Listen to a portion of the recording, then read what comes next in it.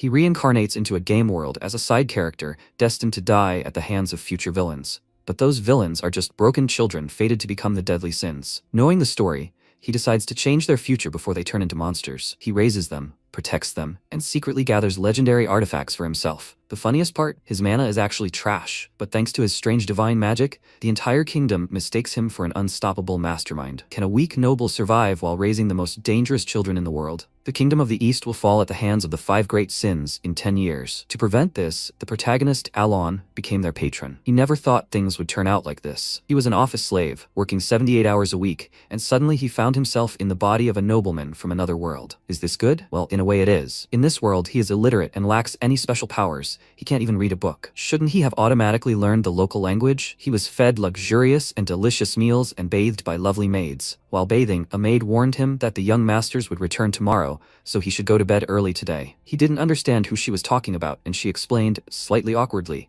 that she was talking about the young masters Leo and Tonio. Why is he asking as if he doesn't know his own family? He really didn't know them, but their names seemed so ominously familiar for some reason. And then he understood everything. He grabbed his head in horror and plunged into the water, wondering if he was in Psychedelia. Psychedelia was a famous RPG he played in his free time. The problem was that no matter which path he chose, as soon as the 5 great sins appeared, anger, greed, sloth, pride, obsession, the kingdom, the nobility, the cities, essentially everything would collapse. And among them is House Palladio. The eldest son, Leo Palateo, is the king of vice. The second son, Tonio Palateo, is a baron. They are a family of noble scum from a side quest that begins even before the main story. And Alan knew this place very well, since he had already completed a quest to investigate the dark deeds of House Palateo. This family is the first to be destroyed by the 5 great sins, and he turned out to be the third son, Alan Palateo. As soon as night fell, he lay down on his bed and began to pray for a return home, even asking for his 78-hour work week back. So what if he lives in luxury? He will die in 10 years. Why did he end up in the body of a fictional character without a single ability? Others are always lucky. And then an idea occurred to him.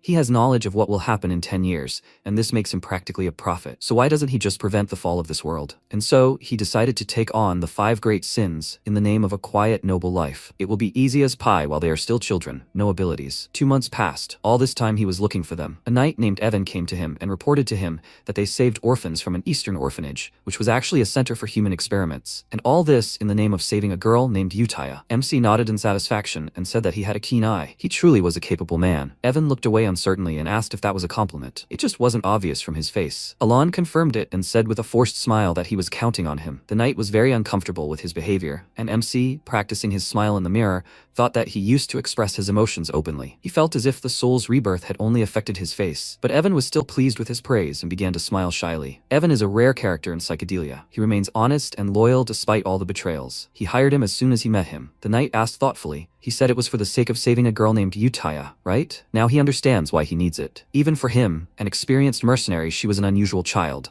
When he saw her in the dungeon, he felt that she was so strong that he simply could not understand why she did not resist. Why didn't he bring her here? There is no point in keeping her there. Alan agreed with him. It may seem that he is simply neglecting her, but leaving her there is part of his plan. Utaya Bloodia is an inhuman who will make a contract with an otherworldly creature for its power and become Wrath, one of the 5 great sins, to destroy hundreds of thousands of people. But she will not become Wrath if she grows up in a peaceful environment. He finally disarmed one mine, but he will have to come up with something to explain to Evan. He cleared his throat and said that it was not time yet. Evan was surprised and thought about his words, and he ordered him to make sure that no one talks about this and to provide them with sufficient funding. Then he gave him a letter and asked him to give it to Utaya, and he asked if there was something important in it. He replied that he just wanted to see how she was doing. He decided that he should at least somehow cheer her up since she had been through so much. Evan was dubious about this, but he didn't ask unnecessary questions and promised him to make sure she got it. After that, he mounted his horse and went to fulfill the errand, and MC, watching him from the window of his office, thought that he was not sure that this would really calm her down. At least, it was worth a try. The real purpose of the letter is to insert the phrases that the Archbishop said. This prayer will help grant peace to the inhuman. Sin of wrath, be calm. Anguish of the shadow, clarity of the light, one worth, one binding, and other phrases like that. During the development of the Sin of Wrath storyline, Utaya will awaken and kill him, saying that he was too late. In the game, all attempts to calm her fail, and the battle begins. But now, perhaps it is not yet so late. He stretched and wondered if, since he had dealt with one goal, he should move on to the next. Of course, it was foolish to hope to befriend a monster because of some quote, but it might work, since they worship some deity from another world. It is difficult for him to understand how these sins think. They are simply like fanatics. After some time, Evan handed Utaya the letter, and while she read it, He thought nervously that the mana he felt from her was simply incredible. She is a strange child, as if she has no emotions at all. She finished reading and clarified. He said that Lord Alon sent this, didn't he? So why didn't he take her? She released her terrifying aura, the feeling of which made him sweat. He was so nervous. The manifestation of mana in such a form is only possible in the realm of the Overlord. He remembered what Alon had said and nervously exclaimed that he had said it was not time yet. She immediately calmed down and, looking at the lines in the letter, lastly, bear this in mind. Anguish of the shadow, clarity of the light. One worth, one binding. She pressed the sheet of paper to her chest and said with a smile that this was a promise that only he knew about. Now she knew everything. Evan reached for the sword in fear, and she said that she understood what he meant. This is the sin of wrath, the daughter of monsters, and the bloody queen Uttaya. Meanwhile, MC tried to sleep and thought that he managed to prolong his luxurious life a little longer. Even the bright moon was on his side today. He would also try his best with the next child. Time passed. MC was doing his usual business. This time he was in the library. Several books fell on his head, and he cursed, quietly wondering if it really wasn't here after all. His head was already splitting from searching for clues about the third boss. Evan ran up to him and told him that they had saved the second child he had mentioned. He asked, hadn't he been extremely polite to him? He confirmed this and wanted to tell him what had happened after they had rescued him from the slave market, but suddenly Tonio burst into the library, kicking down the door. He immediately began to mock his brother, asking, since when had an ignoramus like him picked up books? He heard that he was learning to read and write. He ignored him and patted him on the head, ordering him to answer. He thought that he was always pestering him, and how had the old Alon tolerated him? He would have been glad to answer, but it was better not to. He immediately bowed his head to him and said that he saw that he needed the library now, so he would leave right now. Tonio put his foot on his head and pinned him to the floor, telling him to know his place, and suddenly a knife flew past his face and pierced the screen next to him. It was Leo, he exclaimed in displeasure. What's all the noise here? Tonio was about to answer him, but he said that he didn't want to quarrel so early in the morning, so he should get out of here. Tonio walked up to him and said with a smirk that he told him to leave his manners at the library threshold, and he in response pressed the dagger to his neck and said that he smelled of powder, so he should leave while he was still in one piece. MC, meanwhile, quietly crawled away. The Palladio house didn't last long in the game, but they are much stronger than he thought. Basically, his vile brothers are squabbling for the place of the head of the family, a major figure in the criminal underworld, the king of vice, and the head of a huge cartel, a baron. For his own sake, he shouldn't mess with these two. So, while they were busy with each other, he crawled to the exit and Evan fixed his hair, and he thought that he was going to live a long and happy life as an inconspicuous weakling. Returning to his room, he immediately collapsed onto the sofa with a heavy sigh, and Evan continued where they had left off. He said that the second child also seemed unusual, and Alon turned to him warily. He fell silent, and wondered how he could have found out about the illegal slave market and secret biological experiments in another region. He seems to be having a hard time keeping his composure. He noticed that he was acting strange, so he sent the child to an orphanage. MC confirmed this with a bored expression and wondered if the child seemed unusual to him. It's not that simple. This child is a walking disaster. In a united kingdom of several nations, Kalian is the central figure. The one they rescued from the slave market turned out to be the second boss of psychedelia, Deus Macalian. After being sold into slavery and abused, Deus became the embodiment of one of the 5 great sins, the sin of sloth, and then destroyed kingdoms in the most horrific ways imaginable. It was the brutality of this part of the story that shocked many players. Contrary to his nickname, the sin of sloth was considered a very hardworking person, which is why he told Evan to treat Deus with the utmost politeness. He said that the reason he sent the child to the orphanage was simple. It was not the time yet. Evan noted that he thought so the letter he sent to Uttaya was about a second child? Alon remembered the contents of the letter. He told her how his brother had teased him and only mentioned that child at the end, and replied that he had not only told her about it but also chatted with her for a while. He told her to take care of a sick child he had sent to her, and Uttaya did so. While the other children ran and played among themselves, he hid in the shadows. She approached him and told him that he was broken. She noticed his scars and asked if they were just marks. It was a black goat, wasn't it? And yet the great moon had chosen him. She congratulated him on this. She spread her arms out to the sides and solemnly told him to feel the power he had been given and to unleash his potential. She extended her hand to him and said that if he faithfully followed her orders, he would exact his revenge. Her words had an effect on the boy. A multitude of threads sprouted from his back, spreading around the area. She took out Alon's letter with a satisfied expression and thought it was time to send him her first reply with a short greeting. Sometime later, MC was sitting in the library, looking for notes on the third boss, when suddenly his loyal knight burst into the room, saying that they were in big trouble. The second young master was dead. This news greatly surprised Alon, and most likely it was the work of those children. The day of the funeral arrived, everyone dressed in black, and came to see Tonio off. The head of the family even brought his mistresses to the funeral, and the whole time they whined about being bored. Listening to their whining, MC thought that he knew this family was not well, but this was just a disaster. Be that as it may, he never thought that Tonio would die from an accidental fall. He doesn't remember such an episode at all. According to the game's plot, he was supposed to die at Leo's hand for the title of heir. He was glad that he finally killed him after so many years, and now his face showed how happy he was with such luck. He at least tried to hide his emotions. The culprit was probably either Leo or his people. He glanced at Tonio one last time and thought that, no matter what, he only needed to deal with the 5 great sins. A year later, when the problem with the heir was solved and Leo took over the cartel, the county became calmer. Meanwhile, he and Yutia established a correspondence. If he kept in touch with her, it would be useful in the future. In her next letter, she wrote that Yuna was very good at hide and seek, Hiden was good at war games, and Dace was quite quiet and calm, loved toys. The thought flashed through his mind that they were nice kids, and at the end of the letter, as usual, he saw the list of sponsors of the month. He was surprised to notice that the list had grown again. It was strange that such a small orphanage was getting more and more sponsors. Evan said it was still good. He had news about what he was looking for. The Information Guild reported that they had found a clue. He handed him the documents, and he said it was such a relief, then thought that it must be that ancient book about the third boss. He would finally find this guy too. Everything was going very well. Such a quiet evening today. But if only it were so. That same evening, Leo's men went to the powder distribution point on business, and when they left the building, one of them said that Politeo's eldest son was quite generous, never stingy with rewards. His friend agreed with him. Their organization now had several hundred people. And then they saw something terrible. All their people waiting outside were dead, and the only survivors, right before their eyes, turned their blades on themselves with terrified screams, as if they were doing it against their will. And that guy's partner suffered the same fate. He pulled out a blade and pointed the tip at his own neck, and then they all stabbed at the same time. Dace, hiding in an alley, finished off the last one with his threads, and Utaya approached him, saying that she enjoyed today's puppet show. It looks like they have more to tell. Dace asked, "Does this make sense?" She asked in response, "Does he really feel sorry for them?" He told her that it is not so. They just use people to make illegal substances. He does not know if this has anything to do with his revenge. She waved her hands and said with a smile that, of course, it is all connected. This is the foundation they will build for his return. Can they really allow this place to remain so wretched? He told her that he understood everything, after which she used magic and transported them to the sky above the city, saying that everything will be as he wishes. And then they crashed into the square and left,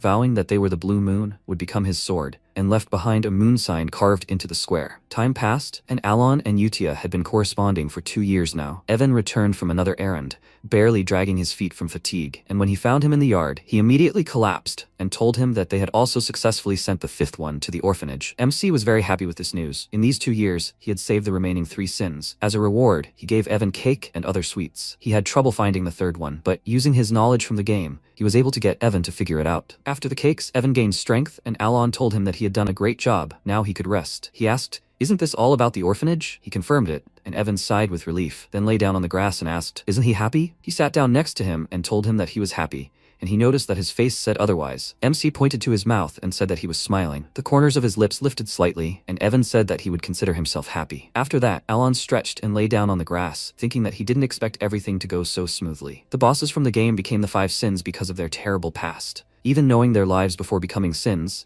the chances of saving everyone in time were simply negligible, and he was afraid that he would save them when they were already broken. He asked Evan how things were at the orphanage, and he, handing him the letter, answered that, as usual, everything was fine. Before, they looked like soulless dolls, but now they had become much more alive. MC said that in this case, they would not need a separate caregiver, and then opened the letter. He didn't think Utaya could do so well. Is it because of her upbringing, or is she so attached to the orphanage because of her past? She definitely won't like it if he interferes. He noted with puzzlement that Utaya was a very good girl, and Evan crawled closer to him and peeked at the letter, asking if there was something important in it. Utaya wrote that everything was fine, some of them were starting to behave better, and he didn't need to worry about them at all. She also asked him not to worry too much about the other children. He imagined them having a fun time and said that he was glad that they seemed to be doing perfectly well. Looking at how well they were growing, he realized that the environment is truly the most important thing. Evan asked when he was going to meet the children. He always says that the time will come. He looked away, not knowing what to say to that. In fact, he was not going to meet them, ever. Maybe he should get closer to them, but in the game they had such personalities that he didn't really want to communicate with them. Perhaps it was because of how brutal the process of turning them into sins was. He wasn't so scared now that he'd saved them before, but he was still scared. He told Evan that he might meet them in 5 years, and thought that, whatever the case, he needed skills to protect himself in this world. Luckily, magic required talent, and this body was perfect. He continued training, and Evan asked if he'd heard of the Blue Moon. Without looking up from his magic, he told him that he'd never heard of it, and he told him that it was an organization that had recently become famous for hunting down criminal gangs. He remarked that fighting evil was quite commendable,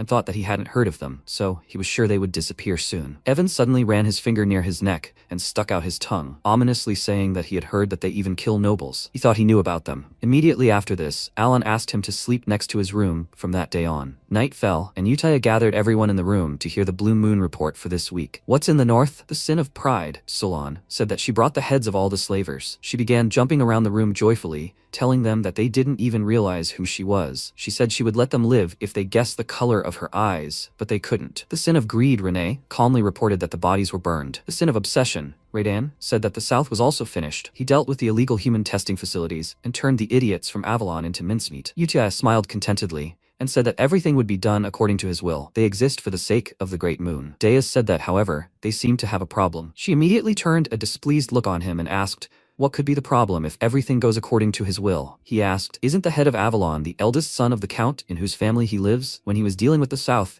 he found a dangerous order. It seems the Count's eldest son was targeting his majesty. He handed her a note, and the contents of it greatly angered her, making everyone uneasy. It said, after the Count's death, the time will come for Alan's poisoning, and she angrily squeezed the note in her hand, saying that she understood everything. 2 years later, Alan's father, Count Palateo, died. The official cause of death was listed as heart failure, but it was obviously an overdose. Leo and his knights began whispering about the Blue Moon's tricks. They attacked last night and beat everyone. After listening to the conversations, MC found out that the Blue Moon has become more feared. So, the Count's death, which no one mourned, passed in complete silence. And when Alan left, Leo looked at him suspiciously. Returning to his room, MC immediately began packing his suitcases, and Evan asked what he intended to do now. At this rate, the eldest son would become Count. And why did he need so many bags? Alan ordered him to pack his things. They were running away. Evan was indignant and asked if he was really going to leave. He began packing, and MC answered that they weren't exactly leaving, but going down to Rodmill. It was a small town south of Palateo, and that's where they went to avoid Leo's attack for the heir's place. When they left, he was unhappy because he hadn't yet had time to implement his plan. They had a quiet and peaceful life in that town, and so, 3 days later, they returned to Palateo, this time for Leo's funeral. Standing in front of the coffin, Alan clutched his head and sighed heavily. He can't believe he's back here. Did he die outside of the plot too? Why so quickly? So the blow was to the heart, but who could have killed him? He turned to the knight to find out the cause of death, and he immediately squealed in fear and begged him for forgiveness for looking at him. His worried comrade waved his hand, calling him over, and MC asked in confusion what was wrong with him. The other servant started whispering. Evan approached him, and he asked if he had found out anything. He confirmed it, and quietly asked if he was the one who made Avalon disappear overnight. Alan was completely confused by this news.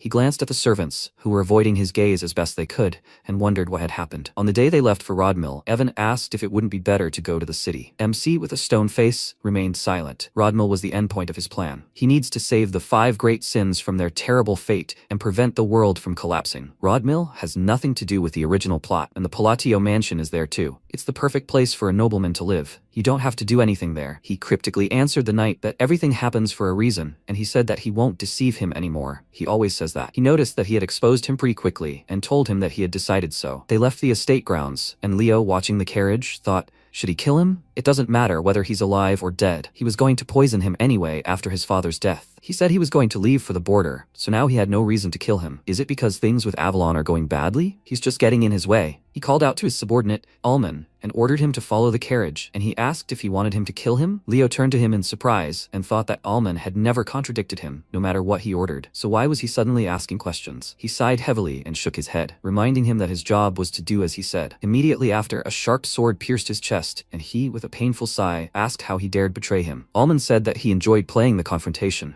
It was fun. The Alman working for Leo was actually Hedun, a member of the Blue Moon. He said that the Great Moon taught them the most important principles. The Blue Moon is that man's creation, and it must act according to his will. But if someone tries to harm the moon, they are free to act as they please. He drew his sword and struck again, after which he said that he was waiting for him to reveal all his cards. To think that it took him 2 years to decide on this. With his last breath, Leo said that his subordinates would never forgive him, and he said that now Avalon would disappear from this continent forever. What a pity. The Great Moon gave him a chance. After that he left, leaving him to die. Morning came. Alan woke up in a bed in the estate in Rodmill, and was already very happy. This is a real paradise. He wakes up when he wants, eats what he wants. He can live the life of a real nobleman. When he was having fried toast for breakfast, Evan brought him a letter, and when he read it, he dropped a piece of toast from his mouth in shock. It was a notice of Leo Palateo's death, and a request to return to the county. And so his heavenly life ended after 4 days, and he returned to the Palateo estate. He glanced at the servants, who trembled at just one glance, and wondered what was wrong with their faces. Evan asked, since when did they become afraid of him? MC was in shock, Now he had to deal with a new chain of events. This was just insane. They moved away from the main crowd and Alon, with tears in his eyes, asked Evan to explain why he suddenly became a villain. He awkwardly rubbed his neck and told him that he was the only one who benefited from this situation. After they left the estate, Leo was killed, and he had the perfect alibi to become the Earl's heir. Avalon is no more, so with Leo's death, nothing will bother him anymore. This can only mean one thing. He smiled and declared that he was the Eminence Grease who organized Leo's murder. He asked discontentedly, and was he having fun? After that, he sighed heavily and wondered, where should he start? No organization is capable of eliminating a key figure in the criminal underworld overnight. He looked up at the night and asked, there is an organization that hunts other groups? He clarified, is he talking about the Blue Moon? He confirmed this and assumed that they were the culprits of Leo's death. But Evan said that the Information Guild told him that the Blue Moon had nothing to do with it. The Blue Moon leaves a trace at the scene of the murder. They say that the Avalon members were killed with a sword, so the road to hell is open. MC even shuddered and said that this is why he is considered the Grey Eminence who killed the Swordmaster. The Blue Moon, it turns out, was not involved. Weaklings who will disappear before the start of the main storyline cannot be behind this. Then who was it? Recently, Utaya called a meeting about the remaining traces. Renee told her that there was nothing left, and Solon said the same. There were only bodies. Deus returned and informed her that 486 Avalon soldiers remained, and Radon, following him into the room, told the boss that as she ordered, he cut them all down. She smiled contentedly and said that everything was just perfect. And just like that, Avalon, a massive organization dominating the kingdom of Asteria, was reduced to dust in just 5 days. Radon said he didn't think the operation had been successful. He showed Utia the folder and said he'd found it on nobles affiliated with Avalon. The Duchy of Altia had close ties to them. She looked over the documents and glared at him, saying he knew perfectly well what she would say to that. The other Sins looked at her confidently, understanding her meaning, and Radon smiled and said he'd handle it quietly. She took a deep breath, calming herself, and asked with a smile, has anything leaked to the Information Guild? Renee replied that this matter was being handled separately from the Blue Moon, and Deus added that all guilds were the same. They called the assassin a hellish swordsman. Renee asked if she should continue monitoring their movements. Utaya confirmed this. This matter mustn't reach his ears. She said this many times already. They all know. Deus noted that the man's family attacked first, and she said that it wasn't an order. They are swordsmen, and they shouldn't act on their own free will. The Blue Moon should only work on orders. They must remember this, that man knows everything. They must never disappoint him. Deus frowned. He didn't understand this. Why would someone with such extraordinary abilities as Utaya feel anxious simply out of fear of being discovered? He told her he understood everything, all for the Great Moon. Time passed. Alon dropped a pile of documents on the table in tears, not wanting to deal with this anymore. After the funeral, endless work dragged on for a whole month. He was terribly busy. He just wants to laze around and eat. Isn't that what nobles are for? He made enemies, but Leo was supposed to die only in 6 years. Because the order of deaths changed the course of the game, all the work fell on him as the heir. Several more servants entered the office with piles of documents in their hands, and he sighed resignedly. Why does everyone work like this? When the Count was alive, they were constantly shirking their work. Seeing his gaze, the servants became nervous, and thinking he was angry,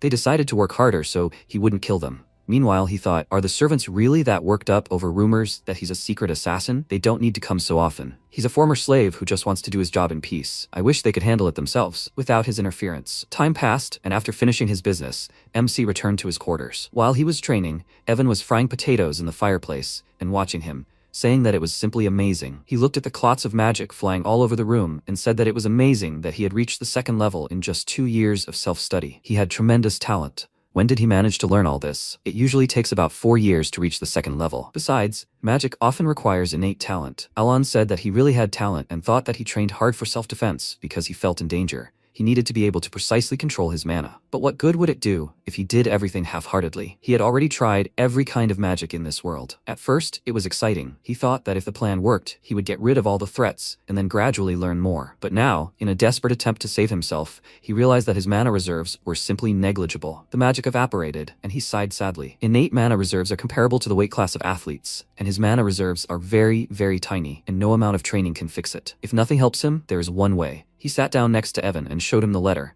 saying that his invitation to the ball had finally arrived. Hearing this word, he became slightly interested. Soon the very day arrived. MC arrived at the ball, accompanied by his faithful knight. While Evan blushingly looked at the table with desserts, he sighed heavily and thought that he was so tired. This is an ordinary aristocratic ball in the southern kingdom of Astilia, a meeting for the nobility. He'll soon be a count. Maybe he should take the chance and make some connections. He straightened his clothes with a serious expression, and Evan approached him with a full plate of sweets. Connections with the nobility are important for a peaceful future, but everyone is simply wary of him. As soon as he tried to talk to someone, the nobleman immediately ran away in fear. After watching Alon's attempts to establish connections, Evan burst out laughing and told him not to be too upset. He frowned and thought that he wasn't upset. That was expected. He said goodbye to the knight and went in search of an interlocutor with a confident air, knowing that he knew they would look down on him because of his status. Unlike the time of his respected great-grandfather, the current Palateo family is full of troublemakers from the east. But he didn't come here without a reason. He will use the charm skill he had secretly honed. He approached someone's daughter and,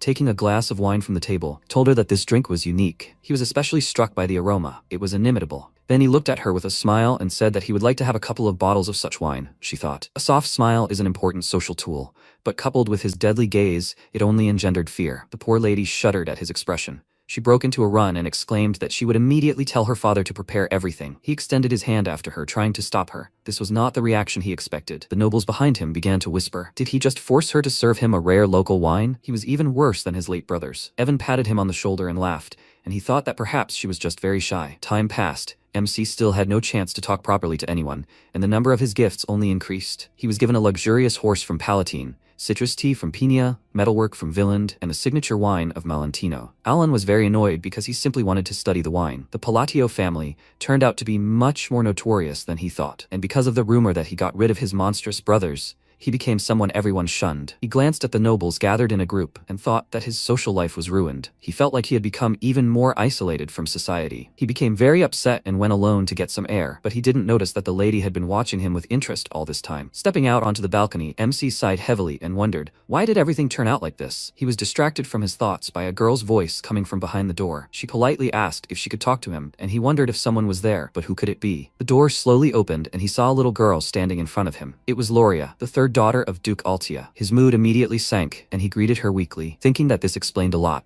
The Altia family is one of the three main shadow figures of psychedelia. They are known as the Northern Troublemakers, and she is definitely not an ordinary girl. But why doesn't he remember her in the game? He doesn't think she even appeared in the game. She stated that she would be frank, let him lend her his power. His face immediately darkened and she said that the thing is, she will soon be killed. She began to tell him why she thought so, and he thought that until now, she had been protected, like the daughter of her father's mistress. But Duke Altia's condition worsened, and now her sisters want to get rid of her. It's not surprising that he doesn't remember her. She must have already been dead by that point in the game. Loria excitedly said that with his power he could help her, but he didn't even let her finish and firmly refused. She became nervous and said that she wasn't asking for help without reason. If he saved her, she would give him half of the Altia family fortune. He went to the door, not wanting to continue this conversation, and thought that he felt sorry for her. But he could barely take care of himself now. It was better not to give her false hope. Even if he wanted to help her, he wasn't as powerful as the rumors said. Before leaving, he glanced at her doubtfully. She stood with a dejected expression and stared into space. He sighed heavily, turned to her, and said as a parting word that something good would happen,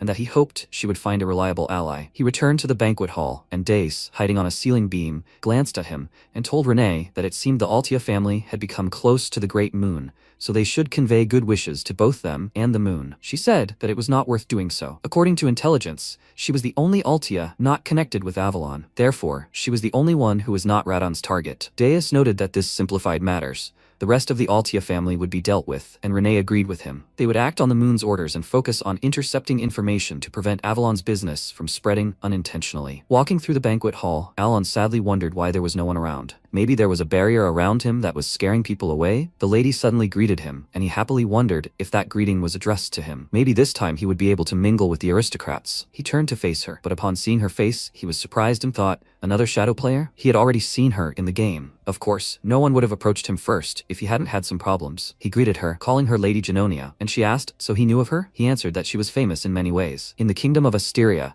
there are three great shadow players, Altia from the north, Palateo from the east, and Genonia, the troublemakers from the west. And this is Count Genonia's eldest daughter, Kalia. If Palateo runs a gang, then Genonia is more like a cunningly managed crime syndicate, but he needs useful connections to lead the quiet life of a nobleman. For his own peace of mind, he cannot get involved with her. He complimented her, saying that she was beautiful, and she thanked him with a satisfied smile and invited him to talk. He told her he'd be happy to agree, but there were too many eyes around right now. He hoped he'd just leave quietly, and she smirked as she noted that he was just like the rumors said. She said goodbye, saying she'd be glad to see him again, and left. He watched her go, wondering what that meant, while Renee pointed out that the information on the Avalon case was well hidden, and Deus mentioned a new problem. He glanced at the man sitting in the tree outside the window, and said that he was still being followed. It looked like he was in the crosshairs. Renee said there were no new orders. They needed to continue observing, and then eliminate unwanted individuals. The ball ended, and the next morning, MC went to the canyon, hidden under a huge barrier. Evan scratched his head in confusion, and asked if this was really the place he was looking for. It was midday, and it was so dark inside. Alon clenched his fist in triumph,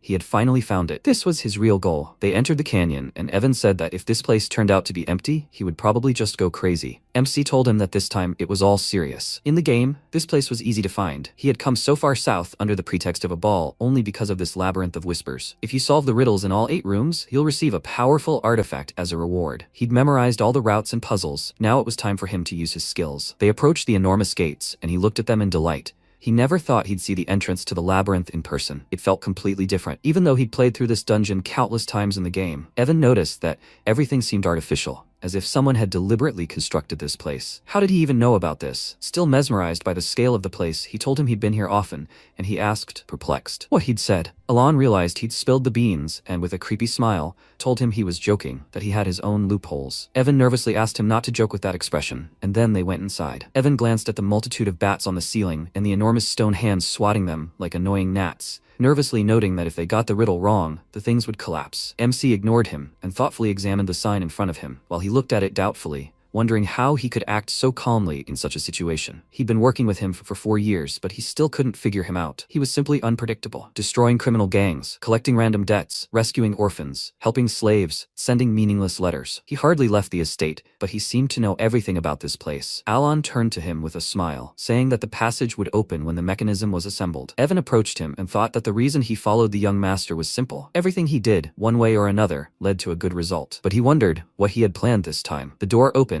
and MC felt sick. He knew it wouldn't be easy, but going through it in person was even worse. He nearly broke his neck trying to figure it all out. They entered the treasury, shining with gold, and Evan remarked that it looked like it was finally over. Alon said that they would take the black ring and leave, and his knight, who had already managed to collect gold, said that it looked like the most useless thing of all. He tried the ring on his thumb and told him that if they took anything else, there would be problems, so he should leave it. He smiled slightly and thought that he finally received an oath of restraint. He laughed and told the knight not to worry, there would be nothing dangerous on the way back. He followed Evan out of the treasury and thought that thanks to knowing the route from the game, everything had gone smoothly. But someone was waiting for them. Evan nervously called out to him and asked if he knew the boulders inside the canyon were golems. He drew his sword, thinking that a new unknown enemy was the worst-case scenario. If only he could at least lead the young master to safety. But MC confidently stepped forward and told him that this time, he could handle it himself. The knight became agitated and exclaimed that whatever he was planning, they first needed to find an escape route. Otherwise, it was too late. All the golems targeted Alon, and as they charged,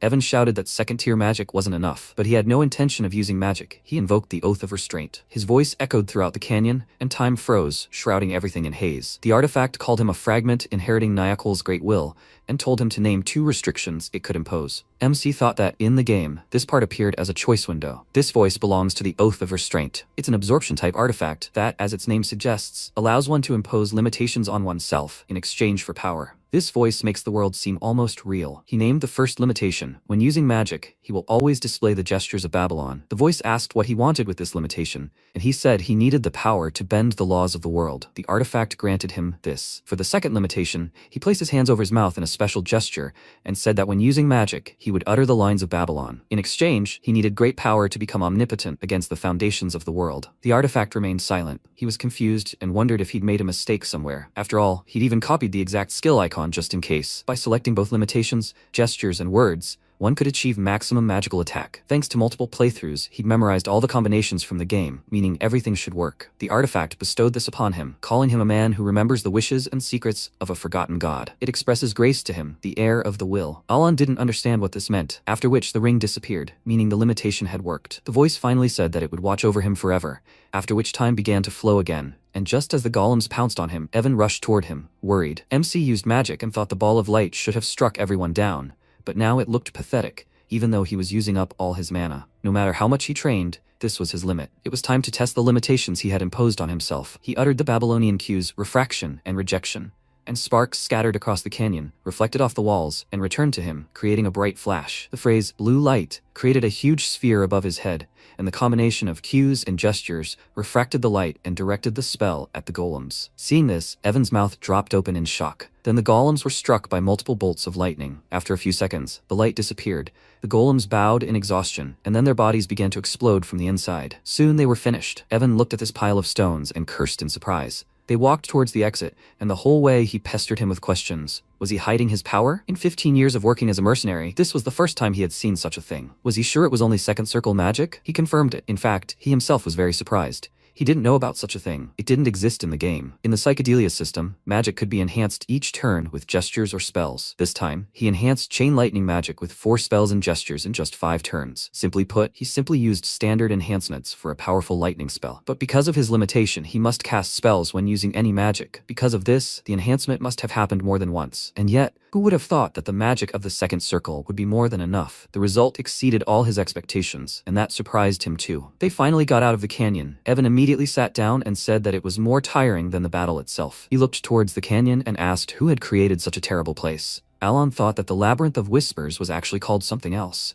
A map of the area and a guide for passing it were on the forum. Players called it Phaleon's Labyrinth because he owned it. He mumbled thoughtfully that it was created by someone named Phaleon, and Evan asked what he said. He picked him up and told him that they should go east. They had worked hard for the last 3 weeks, and now they needed to go back. He wanted to check something. Evan noted that he was much more diligent than he appeared. They continued on their way. It was already completely dark, and MC, leading the knight to the horses, thought that if he matched the gesture to the spell's properties, the power would increase. And if he chose the right spell, the gesture's properties would be enhanced. That's how the rules of the game were supposed to work. But unlike the game, where the visual didn't change and only the stats increased, this time, he clearly saw the spell change shape with each new enhancement. Maybe his mana flow was meager, but perhaps he saw these changes because he had special control over it. He'll have to check it out when his mana is restored. Whatever the case, he's glad everything worked out. Renee was there the whole time, and when she was sure they had left safely, she decided to check that canyon. Entering the labyrinth, she saw a huge inscription on the stone and thought it was from the era of forgotten gods, glyphs of the Alanef Empire. On one of the stones was written, "To my friend, doomed to betrayal, the coward Phaleon." Renee ran her hand over the glyphs and thought that the one who stopped the invasion of the black creatures and defeated Al-Aqualak, who devoured the hearts of the townspeople, was the great Emperor Phaleon. She gained all this knowledge because she was born with the ancient library after receiving a great mission. And when he whispered that the labyrinth was created by someone named Phaleon, she was surprised. She knew he was special, since the Blood Queen herself followed him, but she only heard about this from legends. And yet, she did not expect the Great Moon to be connected to Phaleon. What he whispered is not found in any book in the ancient library. Who is he? She emerged from the labyrinth and said with a smile that the Red Moon was right. She was ashamed of herself for blindly following orders. Hearing a rustle, she looked up at the tree and asked, "Did he obtain the information?" Deus told her he couldn't. The Dark One was dead. He'd simply lost his head. Renee said they'd have to report it to the higher-ups, let them sort it out. After that, they left. Meanwhile in Genonia County, Kalia sipped tea and recalled her meeting with Alon, and thought it wasn't just a rumor. He had icy indifference, the abyss itself in his eyes. Strong then? Genonia County is strong, but he considers her powerful in circles, although she doesn't even appear in public. She approached her father and asked, "Isn't that amazing? He's the count here, after all." She snapped her fingers, and his gaze immediately clouded over, after which she said with a smirk that no one had ever guessed that she'd forced her father to play by her rules in order to become head of the house. How did he figure that out? It seemed he'd noticed the surveillance she'd set up on him. Suddenly, a knight ran into the office and called her worriedly, saying that she should look in her room. She went there and saw the guy she had assigned to spy on him, but he was dead. The knight said that judging by the fact that the seal was intact, the attacker did not know the secret. She was puzzled, noting that the attackers had deliberately staged it all, after which she grinned and asked where he got the information. He had noticed her main weakness at their very first meeting. Meanwhile, Alon and Evan were on their way home, and he couldn't fall asleep because he felt that someone was talking about him. Meanwhile, Loria was returning home in a carriage. She clutched the hem of her dress and said with a bitter smile that, as expected, he should not be underestimated. He is one of the most prominent people in the criminal world. He has cold eyes, just like her father's. He is one of those with whom one should not be hostile. He was her last hope, but he wouldn't agree to a deal that promised great losses, because all her assets and power had been taken away by her cunning brothers and sisters. The eldest son, Timilan, the eldest daughter, Mariana, the second daughter, Perina, and the second son, Kig. They took everything from her, and she had nothing left. She got out of the carriage and headed towards the estate, thinking that she had lived on her father's mercy, but now she didn't know what to do next. As soon as she entered, worried servants ran up to her and told her that Perina and Kig had ended their lives. This news greatly shocked her. These people, who would rather kill their own family, ended their lives. This simply didn't make sense. She asked nervously and with a note of hope, "What happened to Timilan and Mariana?" Immediately after these words, a terrified servant's scream rang out. She checked Timalian's chambers and saw him there with his sister. They had impaled each other on swords during the struggle and died, frozen in that position. Loria was in shock and completely confused as to what was happening. Meanwhile, Radan had sneaked out of the estate, successfully eliminating them and leaving. The estate was in complete chaos. The servants scattered in panic, But Loria remained in place and suddenly remembered Alon's words. Something good will happen. The true ruler of the Count's house, the one who had been hiding his claws, waiting for a chance to seize power. Now it was clear to her what he meant, and so, overnight, she became the sole heir to the duchy. She fell to her knees in fear and wondered with what monstrous devil she had made a deal. But now there was no turning back. What happens to those who betray him? There were too many such examples. She must follow her chosen path to the end. 2 months later, a man from Duke Altia arrived at Palatio with a gift. MC opened the box, and Evan noticed it was a bottle of Cernan's wine. He'd heard one bottle was worth several thousand gold pieces. He never thought he'd see it in person. There was a note attached to the gift, and Alon thought it looked like it was from Loria, the youngest daughter, and not from the Duke himself. But why had she sent it to him? He felt awkward since he couldn't help her in any way. He asked the man if he was sure it was for him. He replied that the Duchess had personally prepared the letter and told him to deliver it. Hearing Duchess, MC was surprised and wondered if that meant the youngest daughter, Loria, had become a Duchess. That very night, Loria was working in her office. Her status as a Duchess and the pile of work had given her a more mature appearance. Deciding to take a break, she stretched and thought that 2 months had flown by so quickly. After the funeral of her father, who died of illness, she underwent the succession ceremony and became a duchess. Previously, she couldn't even set foot in this office. The death of her brothers and sisters was terribly sudden, but suspicion fell on her. But she had an alibi. She was at the ball. A secret organization got rid of her brother and sister, and when she returned to the mansion, she was completely powerless. She realized this later and was amazed. Just think, he even turned this situation to his advantage. Outwardly, he refused her without hesitation, but behind the scenes, he pulled off an incredible trick. How many steps ahead had he calculated? She didn't even tell him about her father's funeral, not wanting to worry him. He must have helped her, because he needs Altia for some plan. And although she managed to unite all of Altia's subordinate organizations, this is still not enough to compare with the power he hides. This means he wants something from her. Palateo is a major figure in the criminal underworld, who rose to prominence solely through his own business. If she has one thing he doesn't, it's the ability to pull strings in the political arena. He needs Altia, but right now, she needs to focus on her own tasks. After all, the outstanding man will soon get in touch, and she hopes he liked her thank you gift. When Alan received her gift, he was very surprised. Loria was facing death, and now she's a duchess. Something is wrong here. A few months later, winter, 5 years before the beginning of the original story. Evan caught up with Alan in the corridor and called him young master, then asked if he should call him Count now. He answered that the succession ceremony hadn't taken place yet, but since a year had passed, the title was already his. He was despondent. He hadn't planned on becoming a count. The rules of the sweet life in Psychedelia: avoid a war of succession, settle in Rodmill, go on a gastronomic journey. But he will be enjoying the privileges of a nobleman to the fullest, and the work-life balance turned out to be better than he expected. Evan handed him the letter, and when they entered the office together, he asked if he had learned anything about Leo's killers. He answered that everything was quiet for now. The Information Guild was investigating, so they would give them time. So what is his goal now? He doesn't think it's about revenge. MC thought that all these small differences from the original game were most likely caused by his actions, so he answered that he was simply prepared for any surprises. He noticed that he was now speaking like a real count, and he sighed tiredly and began to read the letter. Utia told him that everything was fine. Everyone was busy with their hobbies, especially Deus, whose puppet shows had reached a professional level. Solon loved playing with friends, and Renee was now sitting quietly reading. Alon smiled and thought that their monthly exchange of news had become a habit, and each time it warmed his soul more and more. He had never seen their faces, but the thought of them doing well involuntarily brought a smile to his face. He asked how old the 5 children were now. Evan noticed that this was an unexpected question. They were ready to go out into the world. Some of them had already left the orphanage. Those he had ordered to rescue were now about the same age. The image of sweet children instantly collapsed in his mind and was replaced by submissive adults. This made him a little uneasy, and he said that it was time to let them go. Evan asked if he hadn't gathered them together because of their emotional wounds. He answered that there was no need for that now.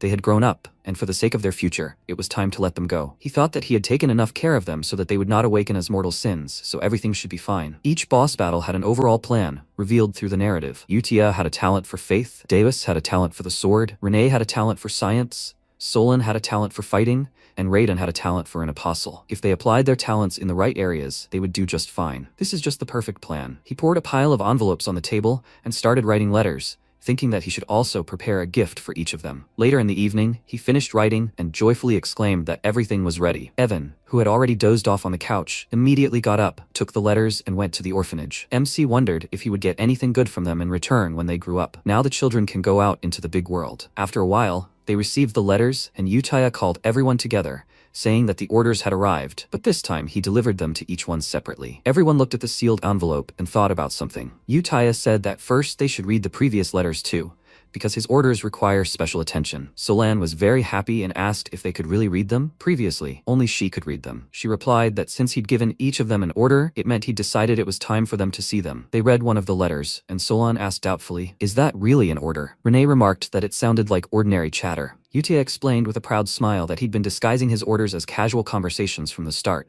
She showed them the first letter as an example, the one where he'd written about his bully brother. It was the first order after the welcome letter. He designated a target for elimination and given her a task, then ordered her to report back, which read, "I hope you'll report back to me what's going on at the orphanage every month." That's when he entrusted her with the blue moon, and he'd personally chosen each of them. Deus said he understood everything, that it was all to prevent information leaks, and Utaya said they must clearly understand the orders and complete their training. He asked, then maybe they should visit him in person or use communication magic. Radon agreed with him. If the problem was information leaks, why use letters? Her face immediately became serious, and she said she hoped they hadn't forgotten, that they simply needed to follow orders. Deus nervously noted her cold, unwavering loyalty and told her that he hadn't forgotten. After that, they all began reading the orders. Deus said he was told to go to Caliburn, the land of nights, and Solan, disappointed, said she needed to go to Coloni, but she didn't like deserts. Radon said he had been given Raxath, a city of entertainment, and Renee told them she was told to go to Lartania, a labyrinth city. Utia, smiling, said she needed to go to the Holy Kingdom of Rosario. Everything they needed to do was written in the letter. Deus said he didn't know why, but he was told to become a knight,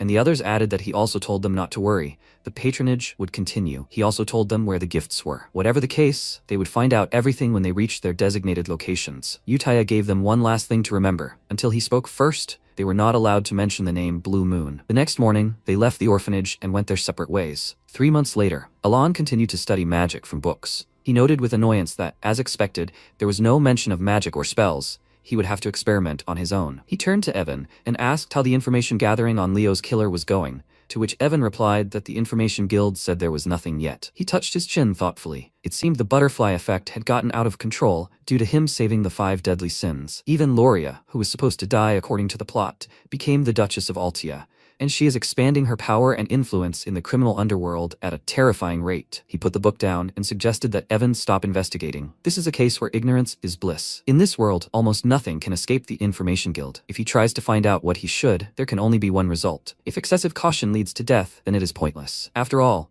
secret organizations will not harm him as long as he does not interfere in their affairs. They have no reason to attack him unless he himself does not interfere. He told the knight that there was simply no point in continuing, and he said that he would convey this to them. By the way, there's one more piece of news. It seems that Deus recently became a knight in Caliburn. Alon, as always, emotionlessly said that he was happy for him. 3 months passed, told the Count that Diotha created an entire knightly order, which surprised him. That means he must be at least an expert level. First comes the level of the swordsman, then the expert, and then the master. He reached this level, although not much time had passed since his appointment. Evan said that everyone was saying that the world would see the 5th sword master in less than 10 years. He asked if he was implying that he could become a Caliburn swordsman. He confirmed it. He really is talented. There must be a lot of commotion in Caliburn because of this. 6 months later, a year had passed since the 5 deadly sins left the orphanage, and just when he was getting used to the Count's work, Evan arrived with rather interesting news. It seemed that Deus had become a Caliburn swordsman and the 5th sword master. MC stared at him in surprise and after a short pause, said doubtfully that only true professionals can become masters. A swordmaster is a superhuman who has transcended the aura of the blade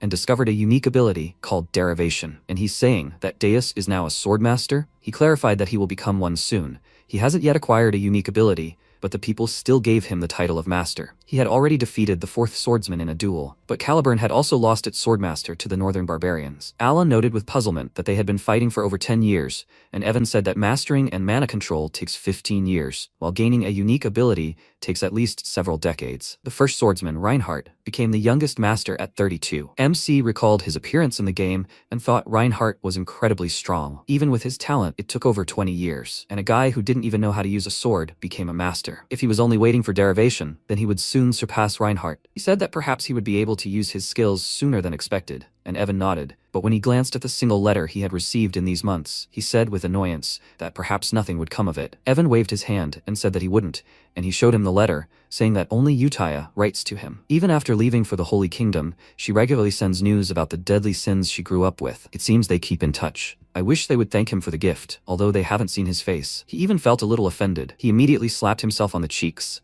trying to get the thought out of his head, and decided to return to basics. He was already grateful to them that they didn't destroy the kingdom after they awakened. He glanced at this single letter and said that so far everything is fine with them. He is happy, and Evan patted him on the shoulder, trying to support him. Meanwhile, in the capital of Caliburn, in the central district of Kirdom, the residence of a high-ranking nobleman, a huge mansion where the famous Knights of the Solar Eclipse live. While the knights trained, their captain, Dis, watched them from the window of his office. He sighed heavily, and a girl passing by his window stopped and waved at him, calling him brother. He waved back slightly and smiled, then awkwardly coughed into his fist, getting his emotions under control. A whole year had passed, but thinking about it still made him uneasy. When he lost everything because of those black creatures, all he had left was uncontrollable rage and hatred. The fact that the Great Moon saved his life was not enough to swear allegiance to him, but he began to follow orders under the banner of the Blue Moon because Uchiha promised that he would be able to take revenge. Working for the Blue Moon, he went through many dangerous missions and training, but he did not take care of himself at all. For several years, he carried out missions, laying the foundation for the fight against those black creatures, and soon enough he received his first personal order. The Great Moon left him a gift in a small hotel in the south of Caliburn, in the first room. At first, the gift didn't really impress him,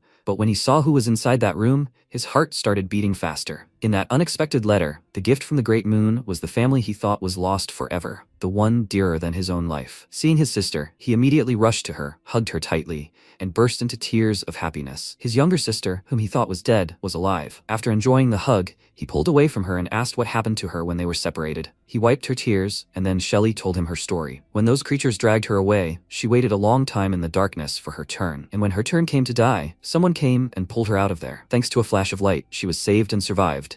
And a couple of years later, when she was almost sold to a slave trader, she was saved by a mercenary named Evan. And then, the sponsor sent her rare medicine. She went to the dresser and pulled out a note from Alon, which was attached to the medicine. He wrote to her that he would continue to support her, she would be safe, and that she should not worry about her brother either. She smiled, saying that she was so grateful to him for everything, and Days asked in surprise, was it he who protected her? He squeezed his shoulder and wondered how the Great Moon even knew about this. After all, he hadn't told anyone about his family, and Uchiha only knew that he had a connection with the Black Goat. And then he suddenly remembered Uchiha's words. He knows everything. The puzzle fell into place, and all questions disappeared. He didn't understand why Uchiha was so worried, but he turned out to be the fool. He remembered the incident at the ball, and judging by his words, he knew everything from the very beginning and was giving a hint to a child who had to survive alone. Noticing how lost in thought he was, Shelley called out to him, and he patted her on the head, thinking that he, his swordsman, had dared to show willfulness, but he had shown him generosity and mercy. After all, he lived only with hatred and a thirst for revenge against the Black Goat. The fact that his family survived was a priceless gift. Uchiha said that he, too, would soon understand why she had to follow him. She was not a mad fanatic and did not believe him blindly. The Great Moon commanded him to go to Caliburn and become a knight, and he must repay the debt. His goal is to become the strongest swordsman in Caliburn and gather his own order of the most skilled swordsmen. The knight who came to him tore him from his memories. He bowed to him and said that the time had come. Taking his sword, Deus walked along the lined-up knights and thought that this expedition would be the first step towards a solar eclipse. He didn't care what difficulties awaited them. He would wait for the day when he could express his gratitude and repay him properly, and he would prove it under the moon. The Knights of the Solar Eclipse set out on a campaign against the barbarians. Time passed, MC rested in the estate courtyard and enjoyed the silence, thinking that perhaps the children had simply grown up. A breeze blew, and all his notes flew out of the books in all directions, and he immediately began to catch them, and then got to work. He made another note and wondered what was wrong with his handwriting. From now on, he needed to write more legibly. Returning from the labyrinth, he focused on studying the limitations. Refraction increases the instability of the prepared spell, increasing the radius of damage. Repulsion destroys the shape, affecting the transformation of the projectile. Blue light enhances adjacent magic, for example, lightning magic. The diffraction line provides penetration, meaning it deals critical damage, but it's important to follow the rules. Don't mix types, don't repeat, and use a maximum of 4 phrases. If you make a mistake, the spell is cancelled. He scratched his forehead in confusion and thought that with his mana reserves, he could only cast the spell once a day, which is why it had taken him so long to learn. In this world, the seals and phrases of Babylon had long been forgotten, so there was zero information, no records had survived. He had to research everything himself, and he even liked it, although he had only learned magic for self-defense. He decided to test the results of 2 months of experimentation and went out onto the lawn. After using the first gesture, the magic began to gather in one place. First, he needed to remove the focal point, then disrupt the balance and summon a lightning discharge. Saying the word fixation, he gathered it all into a ball, then compressed it to a smaller size and rift. Sparks raged and began to shoot in all directions. After that, there was a fleeting bloom, and a thick flash of lightning struck from the sky. This weak, worthless magic, using phrases, begins to grow, acquiring a specific target. He glanced at the result and noted that the order also mattered, because when he used rift first, nothing worked. Suddenly, a surprised female voice rang out behind him. Lady Genonia exclaimed that this couldn't be true, that this was the magic of the beginning. She froze in shock, and Alon looked at her in bewilderment, wondering why she was here. Her assistant exclaimed that this was the magic of the beginning, which meant he was at the level of a 7th circle mage. MC felt uneasy, since this was the penultimate level of power. After this, the guests were led to the Count's reception room. Kalia had come here for 2 reasons. First, to learn the intentions of Count Palateo, who holds a trump card capable of dealing a crushing blow to Genonia. Second, she wanted to use magic to assess the strength of the organization that had absorbed Palateo and was now protecting it. But instead, she saw something amazing, and that arrogant mage who came with her was right now sitting and trembling with fear, waiting for the Count. Biankel is a 5th-rank mage, expelled from the tower for inhumane experiments. He is capable of easily destroying an entire division of soldiers. Even with her, his longtime patron, he always acted arrogant, but now he exudes genuine horror. She had never seen him like this before. Could it be because of that magic? Finally, Alon arrived. She immediately came out of her thoughts and looked at him, and he asked what brought them to his estate. The first thing Kalia did was apologize to him for the sudden visit. She really wanted to see him. He said he wouldn't hold it against them, but he wanted to clarify something. What he used wasn't the magic of the beginning. If we were to assign a rank to his magic, then he was only in the 2nd circle. They should have felt it, but that magic has no real use. Unfortunately, it is good for neither defense nor offense. The 2 took his words as a threat that they should keep what they saw to themselves. Biankel nervously said that it seemed like he really was mistaken, and Kalia was surprised that he was so polite to him. MC felt relieved and asked,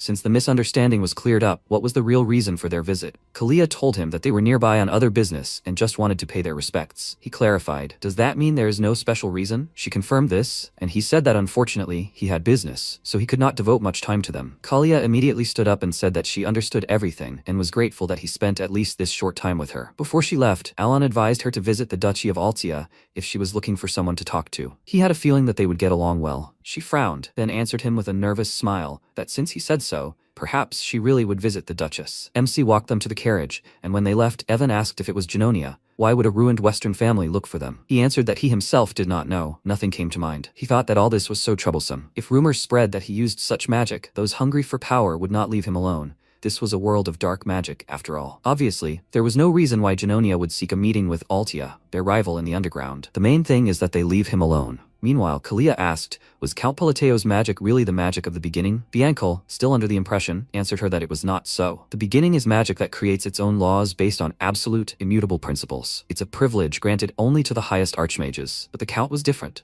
He himself had destroyed the foundations. He had overturned the unshakable principles, activated lightning, and torn all the foundations apart. But even after all that, he had still materialized magic. It was an inexplicable miracle, but the most important thing came later. He had summoned a forgotten god. Remembering the creature's gaze, he immediately clutched his head and said that he needed to stop thinking about it. It was dangerous to go on. He had once earned praise for his pursuit of ancient knowledge, exploring what people called the magic of a forgotten era. So she should take his word for it. She would do better not to oppose Count Palateo. She smiled nervously and noted that this meant there was no point in trying to understand his intentions.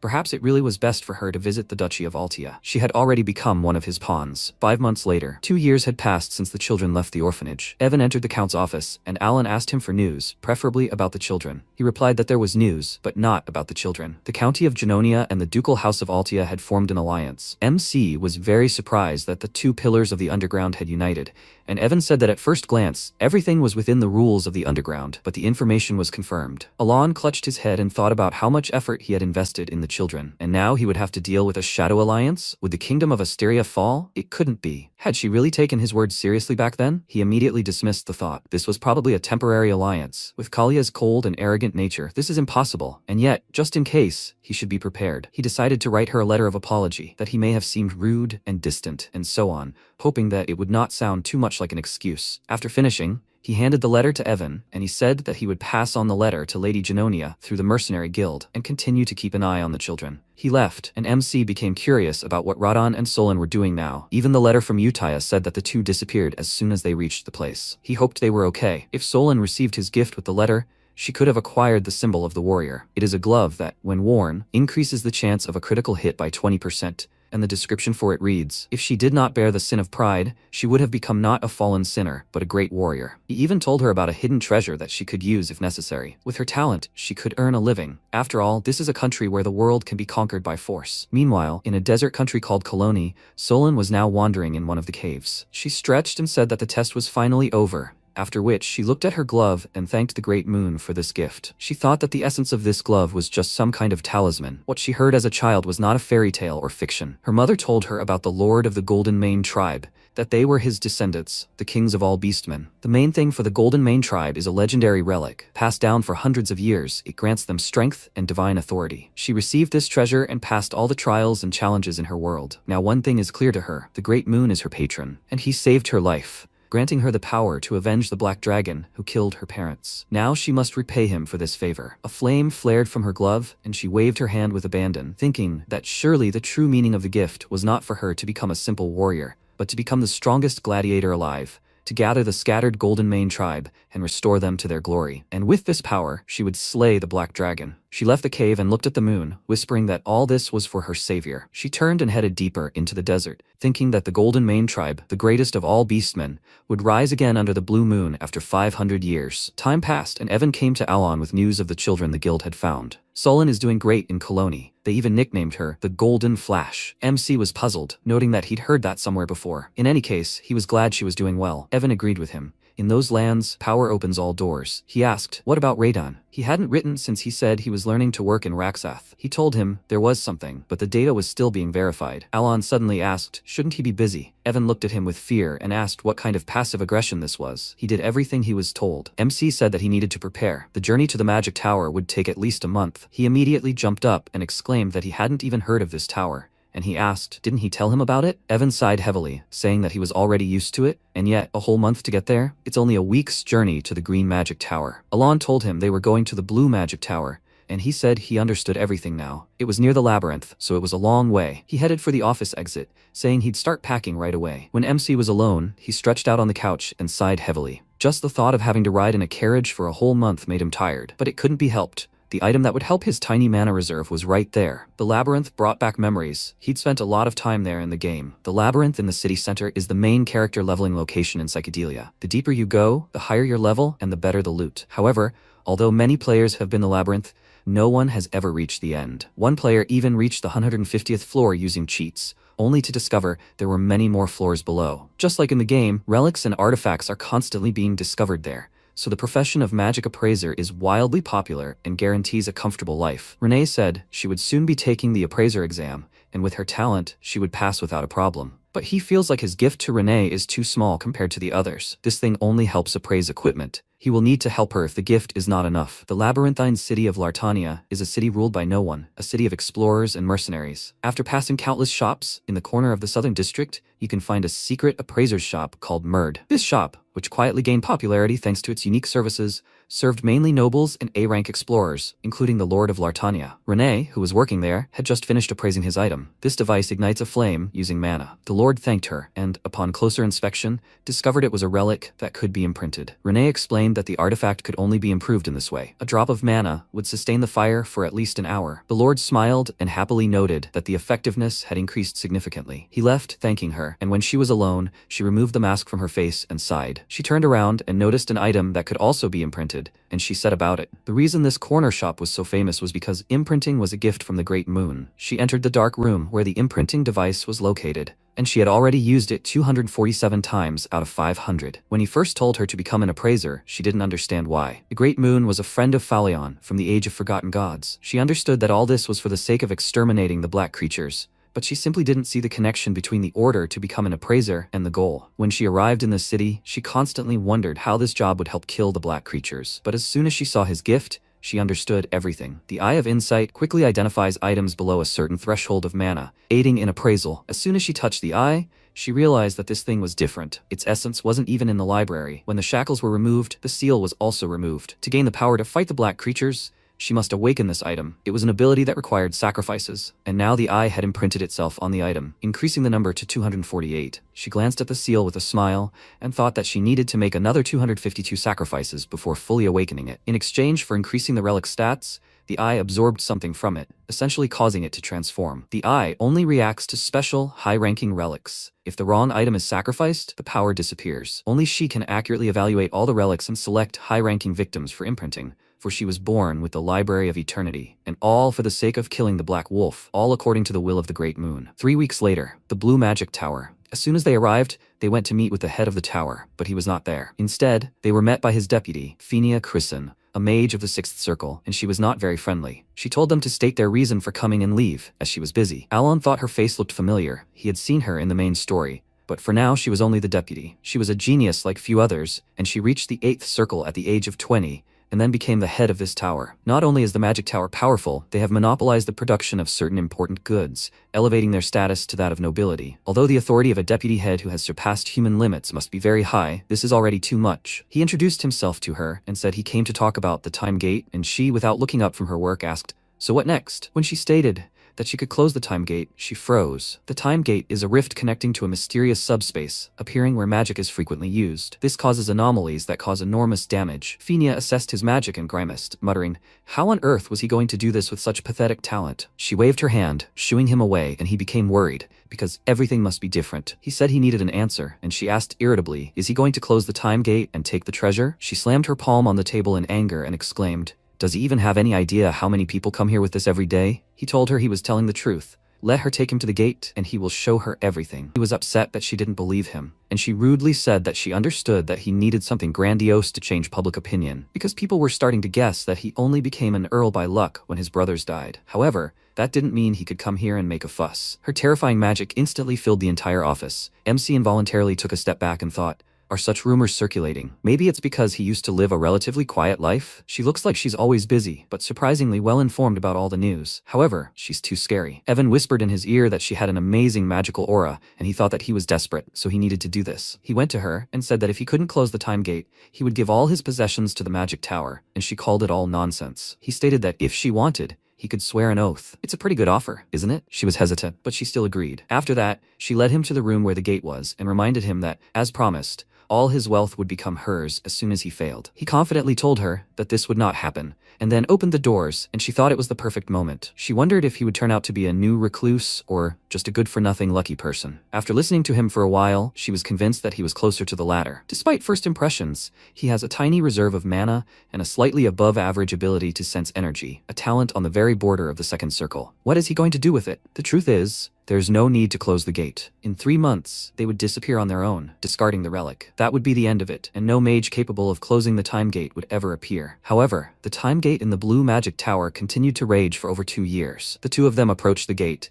and she said that if he couldn't do anything, then he should leave the room. Noticing how he touched his index finger, she asked irritably, is he planning to use his hand as a conduit instead of a staff? Even ancient magical tomes classified this as a primitive method. It was a method considered practically a fairy tale. She continued to dissuade him, not at all believing that he would succeed. And then Alon uttered a word and time froze. Phinia was terrified, realizing that it wasn't she who couldn't move, but everything around her had frozen. She glanced at Alon with a spell-assessing magic and saw an unknown, terrifying creature above him. It opened its eye, staring straight at her. The eye sees the very essence of the unknown. It's simple. But she mustn't think about anything under any circumstances. She was very scared. Her thoughts couldn't calm down. They flashed through her mind, constantly changing. At the same time, she tried to curb her feelings, shut up the voice in her head, but she couldn't. The creature extended its hand to her, put 2 fingers together, and ordered her to maintain absolute silence. The voice in her head immediately died down. She understood the creature's demand. After that, it closed its eye and evaporated, and she could finally move. MC turned to her and said that the gate was closed. He would take the relic from here. He thought that it was a trifle for him. He only needed special items. He would still need it, so he used a suggestion spell. He wondered if she believed him. Phinia, grinning with fear, said that she would not tell anyone about this, and he wondered if his bluff had really worked. He walked towards her and said that he appreciated it, but there was no need. She immediately backed away from him and exclaimed that she would keep quiet. She would not tell anyone. She knew how to keep a secret. It was true. He did not understand why she was suddenly so agitated, then returned to Evan and said that they were leaving. Phinia caught up with him and excitedly asked him to wait. She showed him the mana potions and said that she had brewed them all herself. Let him take them. He took 1 vial and thought that these were high-quality potions, and she asked if he liked everything. He was surprised, because a couple of vials cost as much as several lower-rank artifacts. He was afraid to even think about the price. She was so grateful that he closed the gate. She became very nervous and returned to his request, promising him that she would keep quiet. She excitedly snapped her fingers and exclaimed, maybe she should take the mana oath? He was confused, as he hadn't thought such a trifle required an oath. He realized she'd misunderstood something and was about to explain everything to her, but she cast spells and magical chains immediately bound them both, imposing an oath, after which the poor, frightened girl said that she always keeps her word. He didn't do anything else. He couldn't resolve this misunderstanding. So, in the Blue Tower of Magic, he received the coveted relic, 5 potions, and an oath. They went back to the county, and Evan looked at the bracelet and asked if this was the treasure from the gate. He had gotten it with difficulty, but it looked easier than he thought. Did it even work? He answered that, in any case, he needed this thing. He smiled slightly, and thought that this was the seal of the unholy. He was glad that he got it without any problems. The stone in the bracelet absorbs mana from the air and stores it. It works perfectly. The capacity is small, but for his crumbs, mana is more than enough. He glanced out the window and thought with a heavy sigh that his body has less mana than this thing, but his goal is exploration and survival, not battle, so this will be enough. Now he wonders what she was thinking. This sudden politeness is suspicious. She even came out to see them to the carriage, and he, to avoid misunderstanding, said that he was a mage of the second circle. She smiled nervously and said that he looked exactly like a mage of the second circle. Of course, this could not be fixed. Last time Kalia reacted the same way, he was still worried. But it does not matter anymore. He will not see them again anyway, so everything will be fine. He noted that the weather is fine today, and Evan agreed with him. Meanwhile, in the Duchy of Altia, Loria met Lady Genonia and said that they had not seen each other for a long time. She should make herself at home. Kalia smiled and replied that she hadn't changed a bit and was glad to see her. Loria remarked that it was convenient that they didn't have to share power or discuss status, and she agreed. Count Palladio's insight was astounding again. She recalled his words and thought that by following his advice,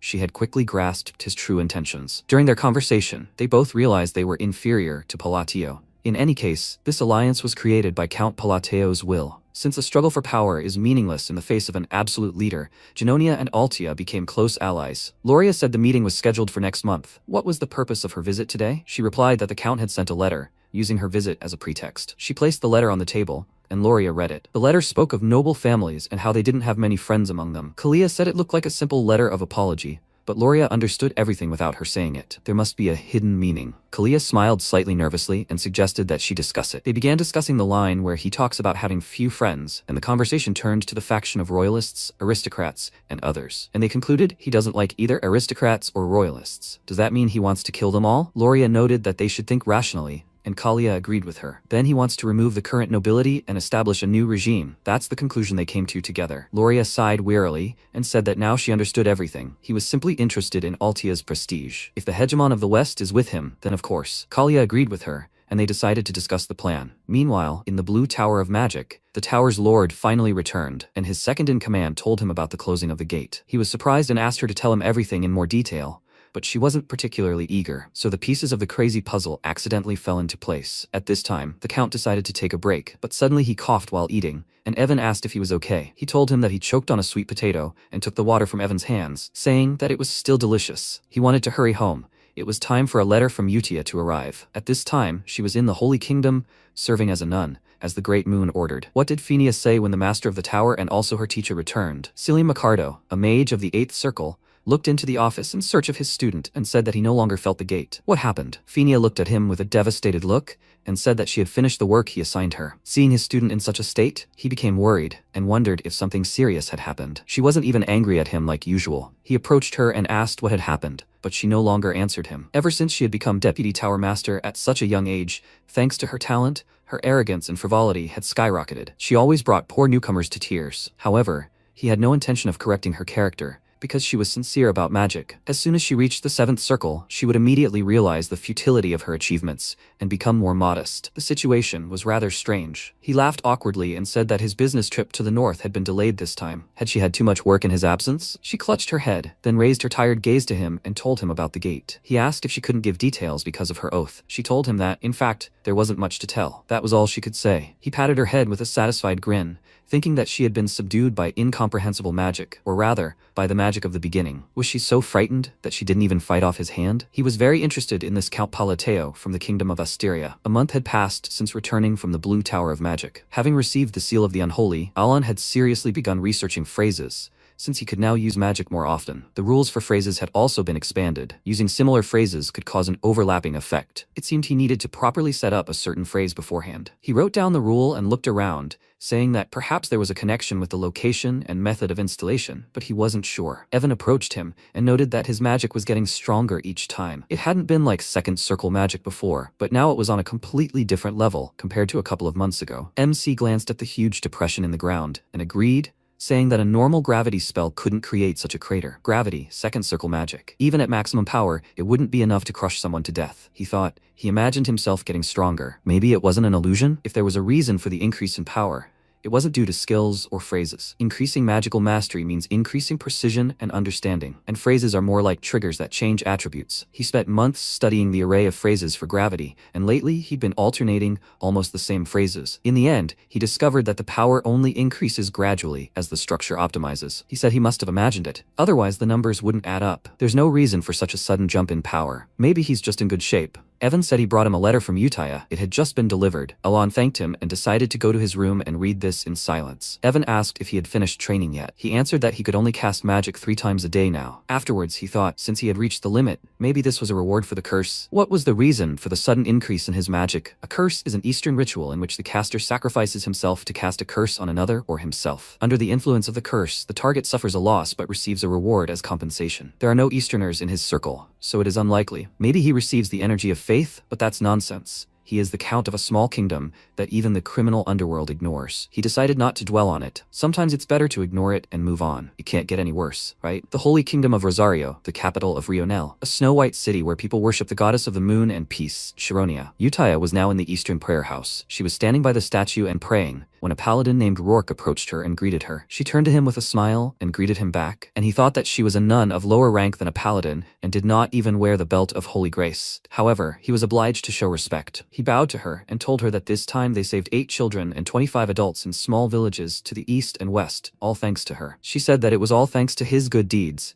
to which he replied that it was she who guided him, an ignoramus, and he would always be grateful for it. He spent 20 years in despair because he did not even feel the divine power, and when he was on the verge of giving up, she came to him and said that if he thirsted so much, then he should try to believe in the moon. He didn't understand what she was talking about, and she said he would understand when he tried it himself. He was so desperate that he was ready to do anything. He prayed for several days, as she ordered, and miraculously mastered divine power. He was so happy, but he succumbed to a momentary temptation and believed in the moon, not the goddess. He was afraid that he had stepped onto the path of heresy. However, all power bestowed by the gods is one. Even the artifacts of the goddess shone in his hands, confirming his divine power. One day he asked her why she told him to believe in the moon. She answered him, because faith is born from an invisible conviction, but takes time to manifest. It is much easier to draw strength from something that really exists. The moon will always be with them. He looked at the sky and said that he understood, because the goddess is the moon itself. This is a way for people of little faith to find firm faith. He bowed to her and thanked her with all his heart, and now she offered him to pray together if he wanted to express his gratitude. He answered her with a smile that he was ready to do it again and again, and she noticed that he had come just in time for prayer. There were already so many people there. They entered the temple. Utaya walked along the rows of gathered believers to the altar,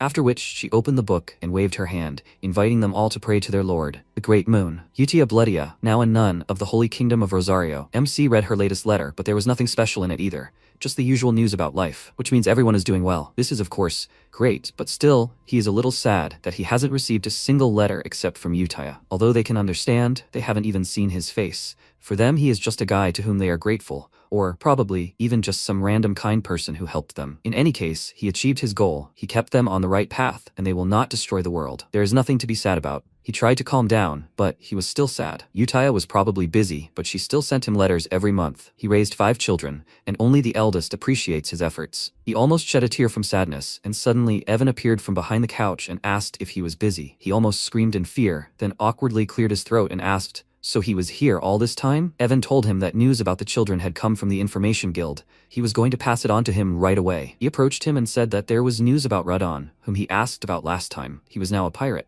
This news was very unexpected for him, and he asked him to tell him everything in more detail. Evan said that Solon and Deus had the most rumors. They say Solon has already won 32 victories in a row, and to challenge for the title of Baba Yaga, she needs 100. Alon was surprised and asked, "Who is the fighter with the longest winning streak?" He answered, "The Lion King, with 41 victories." He thought, isn't this that cool character that temporarily joins your party in the game? Coloni has so many monsters that they rely on fighters as their military might, and she's almost reached the top. Evan moved on to the news about Deus. Rumor has it that they destroyed one of the 8 barbarian chieftains, Kurga of the Snowfield. They are monsters who became superhumans through rituals. He knows them, right? MC thought he knew them too well. In the game, he had to fight barbarians and even deal with their god, Altertus. He's glad he doesn't have to deal with that. Alturtus appears only after the descent of the 5 great sins. Going through that episode was a real headache. He said he thought Deus was no longer a worry, and Evan said that after such a feat he was treated like the first swordsman, Reinhardt. This made Alan curious, and he thought about meeting him in person. That would be nice. Evan said that Renee, who had become an appraiser,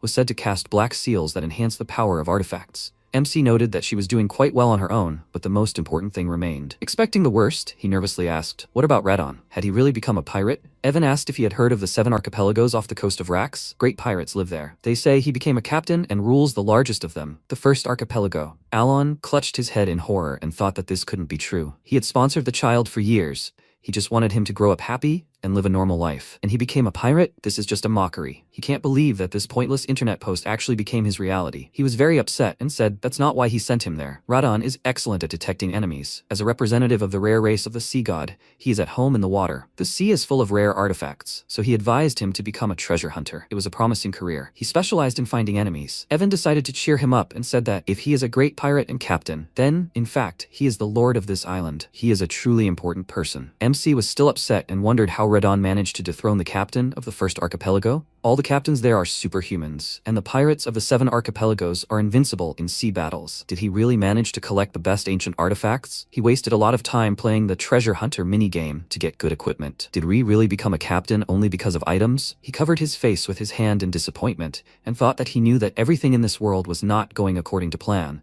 But for some reason, his soul was so bitter. His child became a pirate, and the realization of this completely despaired him. The heart of the Duchy of Korkia, the great sea city of Raxath, and in the waters before it, 7 pirate paradise islands stretched. The largest paradise among them is the first archipelago. Once upon a time, a captain ruled here who received the blessing of the heavenly king through sacrifice, the great pirate, the red assassin, Alcraid, and whoever defeated him became the new captain of the first archipelago. Radon surveyed his domain from a high tower and smiled, but one thought still bothered him. He scratched his head in confusion and wondered who the Great Moon even was. Before, he hadn't cared. He hadn't really thought about it. At first, he was only grateful to it. He would have died a slave to the experiments. But thanks to it, he met Utaya and even awakened his abilities. To be honest, in the Blue Moon, he was just following Utaya. So when a direct order finally came from the Great Moon, he didn't understand it. Was there even any point in becoming a treasure hunter? He even found it disgusting. On an unknown island, his peaceful family was slaughtered by these black creatures. On the continent he barely escaped to, hunters killed his exhausted parents and sold him into slavery. He didn't think that being a treasure hunter or this gift would help him achieve his revenge. He decided to pretend to obey and went there. He saw a ship making noise and setting off fireworks, and the faces of the sailors were very familiar to him. They were wanted, and more. These pirates, enjoying themselves on their ship, were the ones who killed his parents. Only a chosen enemy can receive the blessing of the heavenly king through sacrifice. Long live the chosen captains of the 7 archipelagos. That's what they talked about while gulping down their drinks. Radon's gaze immediately turned murderous, and he thought that these idiots really managed to seize that power. The heavenly king? They were deliberately talking nonsense. Through a sacred ritual using a body part of a member of the sea god race, they gained the power bestowed only by the sea god, Claired. Every captain of the 7 archipelagos used this. These hunters deliberately divided the remains of his parents into 7 parts. At that moment, he was overcome with intense rage, but a question also arose. How did the Great Moon know about this? After all, he had never spoken about himself before. It was as if the Great Moon itself had orchestrated everything, created an opportunity for revenge, so as to keep his word. He couldn't take revenge directly then. After all, they were superhumans wielding the power of the sea god. So he left with the thought that if all of this was predetermined, then this gift also had a reason. The Great Moon had surely calculated everything, prepared the foundation for his revenge. When he found the gift, he immediately decided to test it out. He ran and jumped from a high cliff straight into the sea. The relic immediately activated, and the glasses appeared. The Great Moon's gift was the Amrita glasses, which allowed him to easily locate relics in the depths of the sea. The artifacts he found compensated for his lack of brute strength. He realized it was foolish to simply feel gratitude. The Great Moon fulfilled its promise. It not only brought the target of his vengeance directly to him, but also granted him the power to accomplish it. Having recovered several treasure chests from the seabed, he fully understood the meaning of the letter's command. The Great Moon's true intention was for him to seek revenge and seize power over the 7 archipelagos. And he remembered Utia's words, "Never forget that everything is for the Great Moon." The phrase, which had previously been empty words to him, gradually transformed into an unquestionable belief and was carefully engraved on his heart. Everything is for the Great Moon. 3 months later, when the stifling heat had subsided, autumn arrived, the time when Asteria holds the Great Gathering, which happens every 2 years. Alon was also forced to participate. They were heading to the meeting place, and the whole way he was whining about how much he hated it all. 2 carriages pulled out from other roads adjacent to the main one, and Evan, glancing at them, told the Count that, as usual, The Krill and Edorn families were also involved. MC was irritated by all this, but such were traditions. You need to unite in groups to fight off bandits. And when they reached the inn in the evening, he realized one thing. Nobles are much worse than bandits. The two immediately started attacking him with questions, not letting him drink in peace. They wanted to know why he only had one guard. The rumors were true. He really had snuck south. He was very irritated by all this, but he needed to control his temper. It would have been better if they gossiped behind his back, although it was logical that they would think so. After all, the Palladio family's notoriety rested on their control over the vast eastern criminal underworld and the wealth accumulated in that very underground, but he was satisfied with everything, so he abandoned the shady dealings. He already made a good living, and the underground was dangerous, so he didn't need it. And so today's eastern criminal underworld is teeming with small fry eager to fill the void, and the rumor that his title of count had come to him by pure chance had become generally accepted fact. He already knew that he had turned into a lucky blockhead, although he used to be the brains of the count, but he didn't think that they would insult him so openly. Aren't they a bit old to behave like this? The two continued to mock him about his financial situation, laughing loudly, and he thought that these guys were already crossing all boundaries. And then a thought occurred to him. They were Pallateo's victims, right? Krill and Edorn were Pallateo's errand boys, so they were taking out their old grudges on him. Although, what did he have to do with it? It reminded him of online arguments. He wished he could record it as a memento. Evan, as always, approached him with a plate of food and noted that they were still arguing. Alon decided to simply ignore them and asked where he'd been. He told him he'd stopped in the kitchen and gotten some roasted corn. He remarked that it looked quite appetizing, after which the two of them began to eat. And he thought that food was always divine, especially on such a quiet evening. The two began rhyming insults like rapping, but he continued to ignore them and said that the corn was quite tasty. Evan remarked that it would be better with butter, and the two were furious that he was completely ignoring their words. Fast forward to the north, a land of bitter cold overrun by barbarians. Only the gray sun shines here, as if reminding that there is no life here. One of the surviving barbarians from the recent massacre whispered in rage that these dogs of Caliburn know nothing of honor. He, the great Kirkhan, one of the 8 barbarian chieftains, was defeated. For barbarians who worship battle, death in combat is the highest honor. However, the knight Caliburn deceived them, claiming he wanted a fair duel. And so Kirkhan was defeated by a blow to the back. He tried to get up, but the wound took its toll, and he fell back exhausted. Lying in the snow awaiting death, he wondered what had become of Kurga of the snowfields. He glanced at the threads of the knight captain and the broken blades lying nearby, and told his friend that a shameful fate had befallen him. So shameful that he could not even close his eyes before dying. A voice suddenly came from the sky, calling Kirkhan brother, and telling him to call his great name, the name he worshipped, his name. Kirkhan wept tears of blood and quietly uttered the name of his god, Altertus, before plunging into darkness. But he had no intention of dying like this. He gathered all his strength and rose, calling out to the great god, Altertus. He dared to call his venerable name. Altertus, looking down on him from the sky, promised to fulfill his wish. Meanwhile, MC was still on the road. The tension did not subside, even as they rode to the gathering place. Even when other noble houses joined them, the mockery from these two did not stop, but he simply ignored it. All gamers know not to feed the trolls. Night fell, they stopped for a rest, and in the end, Alon, the one who ignores, defeated the one who is trying so hard to offend him. They didn't bother him anymore, and one of them asked how the extra security was. The old man replied that he had checked with the artifact.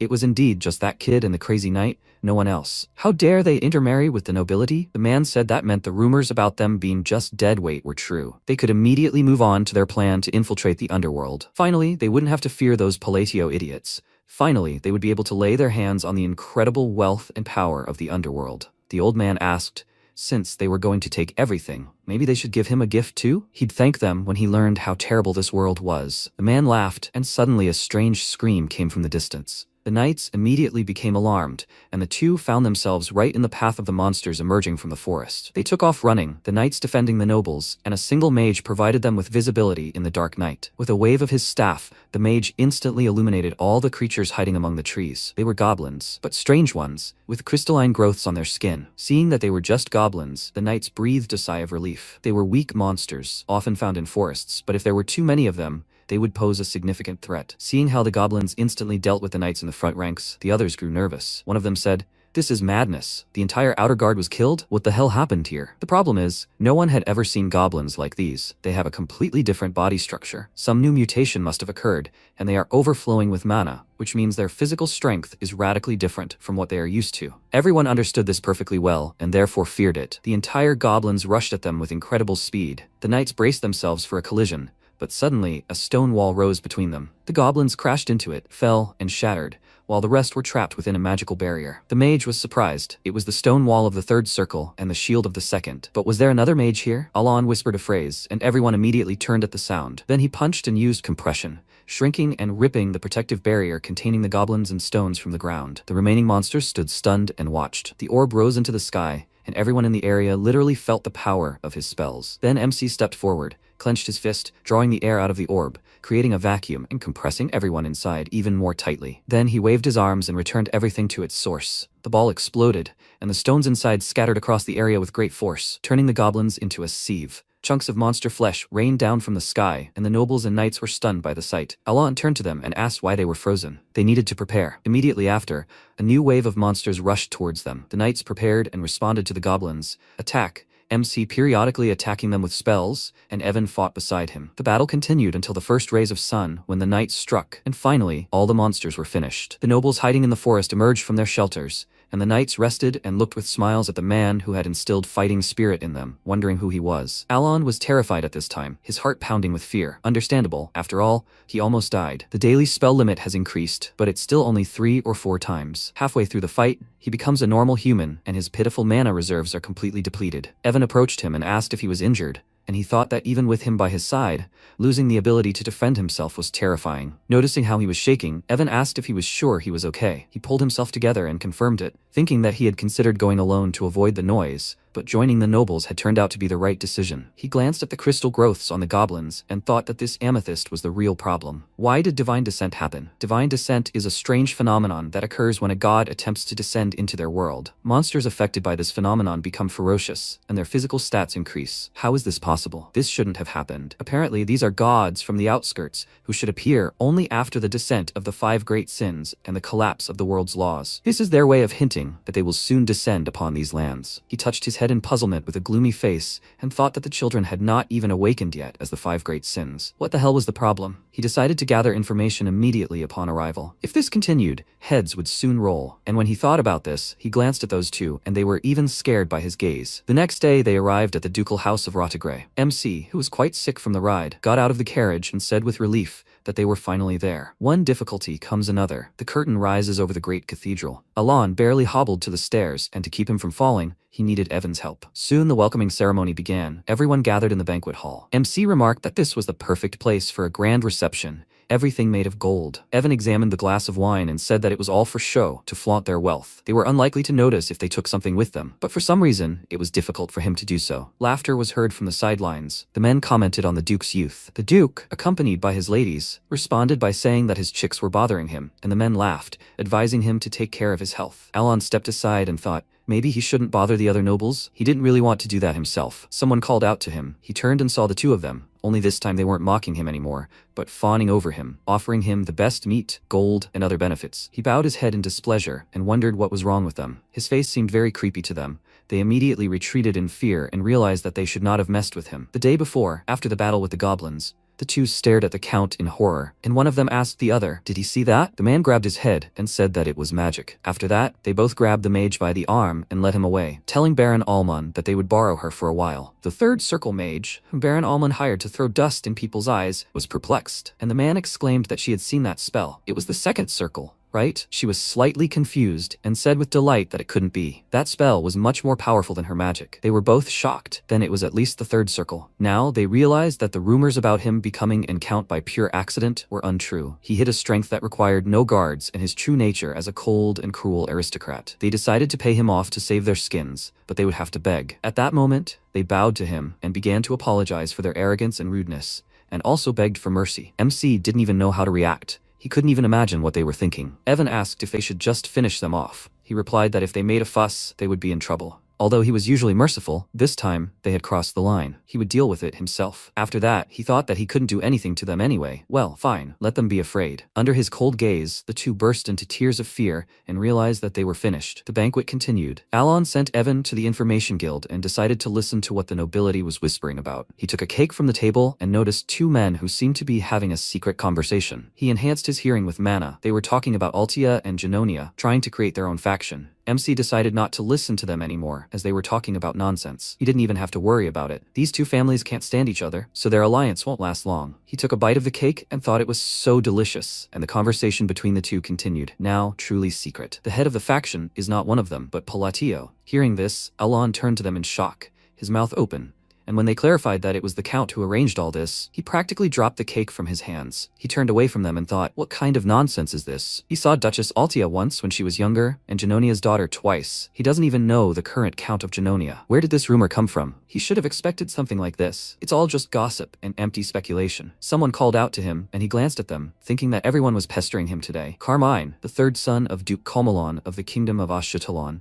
approached him and greeted him. MC was slightly surprised at first, having forgotten that nobles from other countries also came to such receptions. He briefly introduced himself to him in response, and he said with a grin that he had heard that he had become a count by pure chance. He envied him so much that he simply had to look at him. What was his secret? He remained silent and thought irritably that even pretzels could talk these days. The man, having heard this, angrily asked what he had just said. He stood in front of him, blocking Alon's view, and asked if he dared to mock a nobleman of their kingdom of Asteria. He immediately became nervous and began to make excuses and thought, what was going on? He thought that he could be mocked with impunity. He is Carmine Comelon, a luxurious man who came from a distant land to marry the youngest daughter of Rottigray. He is so perfect that no woman can resist him. As he strolled with his fiancée through the banquet hall, he noticed two ladies passing by and remarked that one could do with losing weight, while the other had a rather large nose. His fiancée was disgusted by all this, and when he turned to compliment her, she couldn't stand it and slapped him.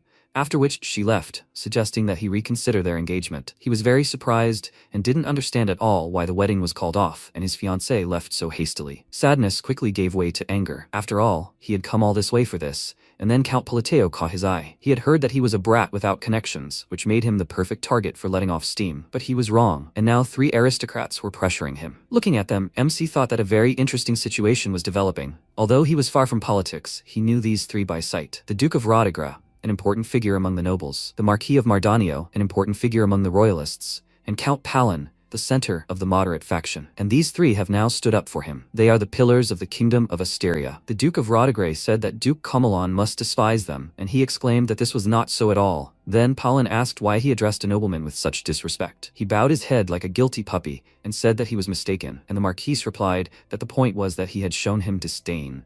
Alan thought how disgusted they must be that these 3, who barely knew him, had rushed to his defense. He kept wondering why this scene seemed familiar. It was the same in the army. It even brought back some childhood traumas. Unable to withstand the pressure, Carmine ran away in tears, apologizing to him, after which the 3 turned their attention to Alon and began bombarding him with questions about whether he was okay. He felt uneasy from all the attention and heard a snippet of the 2 men's conversation. If such important people were fussing, the rumors seemed to be true. If Altia and Janonia got involved in politics, the power of Count Palateo, their leader, would become limitless. MC rubbed his neck tiredly and wondered if this was all because of that rumor. If this continued, there would be problems. Maybe he should explain to them that it was all nonsense? Marzik Mardanio told him that he hadn't really spoken to him, and Rodigra said he must be very busy. They didn't let him get a word in. The Marquis said he'd heard he'd been studying magic lately. He just happened to come across an excellent artifact and wanted to give him a mana accumulator. Other nobles also wanted to give him a gift, and Alan wondered if he should tell them it was a mistake. But he couldn't resist the temptation and remained silent, and so he received 2 magical artifacts and 5 mana potions. At dawn, in Duke Rodigray's outbuilding,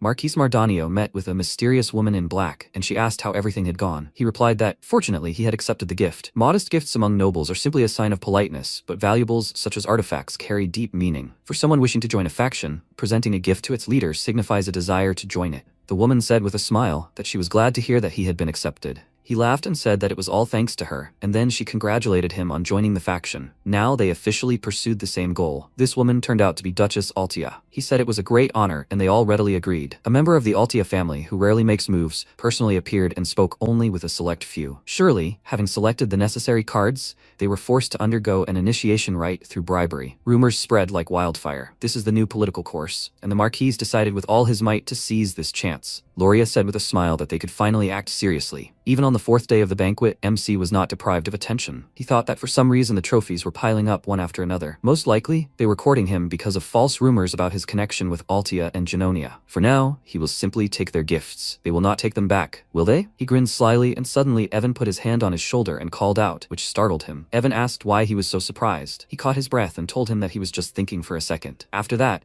they moved to a quieter place to talk, and Evan told him about the disturbing news. A god had descended in the north. Evan said that they said Caliburn was currently in trouble. According to ancient texts, it is assumed that the meaty monsters are connected with the outer gods. He asked, what about the information he requested? He answered him that the man he was looking for was in that village north of Ashudalan. He remarked that this was excellent. They would stop there on the way. They needed to go to Caliburn. Evan asked in surprise, so suddenly, why did they need to go there? Was he really going north? He answered that he would explain everything on the way and ordered him to prepare for departure immediately. Evan left, and he clutched his head and sighed heavily. He so hoped it wouldn't come to this. Catastrophic entities on the level of the 5 great sins, outer gods. It was impossible to predict which outer god would appear and when the divine descent would occur. So he tried to gather information and act proactively, but he didn't expect it to happen so soon. Since he had seen hundreds of possible scenarios in the game, the ending was obvious. The allied kingdoms would collapse and then disappear altogether, waging senseless wars on a land defiled by otherworldly forces, and then his life would be destroyed in an instant. He had come up with a plan for this, but after the descent, the outer god needed several months to stabilize before awakening as a living deity. While they were in the form of heroic spirits and couldn't use their full power, targeting them was the best option. He wrote the letter and thought that there were no guarantees, but he had to try. It was the only way. He sealed it and wondered what that child would like. A week later, the knight brought Deus a letter, and when he saw who it was from, he was very surprised. He ordered his deputy to tell everyone that the departure to the north was delayed for 2 weeks. By this time, Alan reached Pakara, a village north of Ashudalan. He looked at the cheerful boy in front of him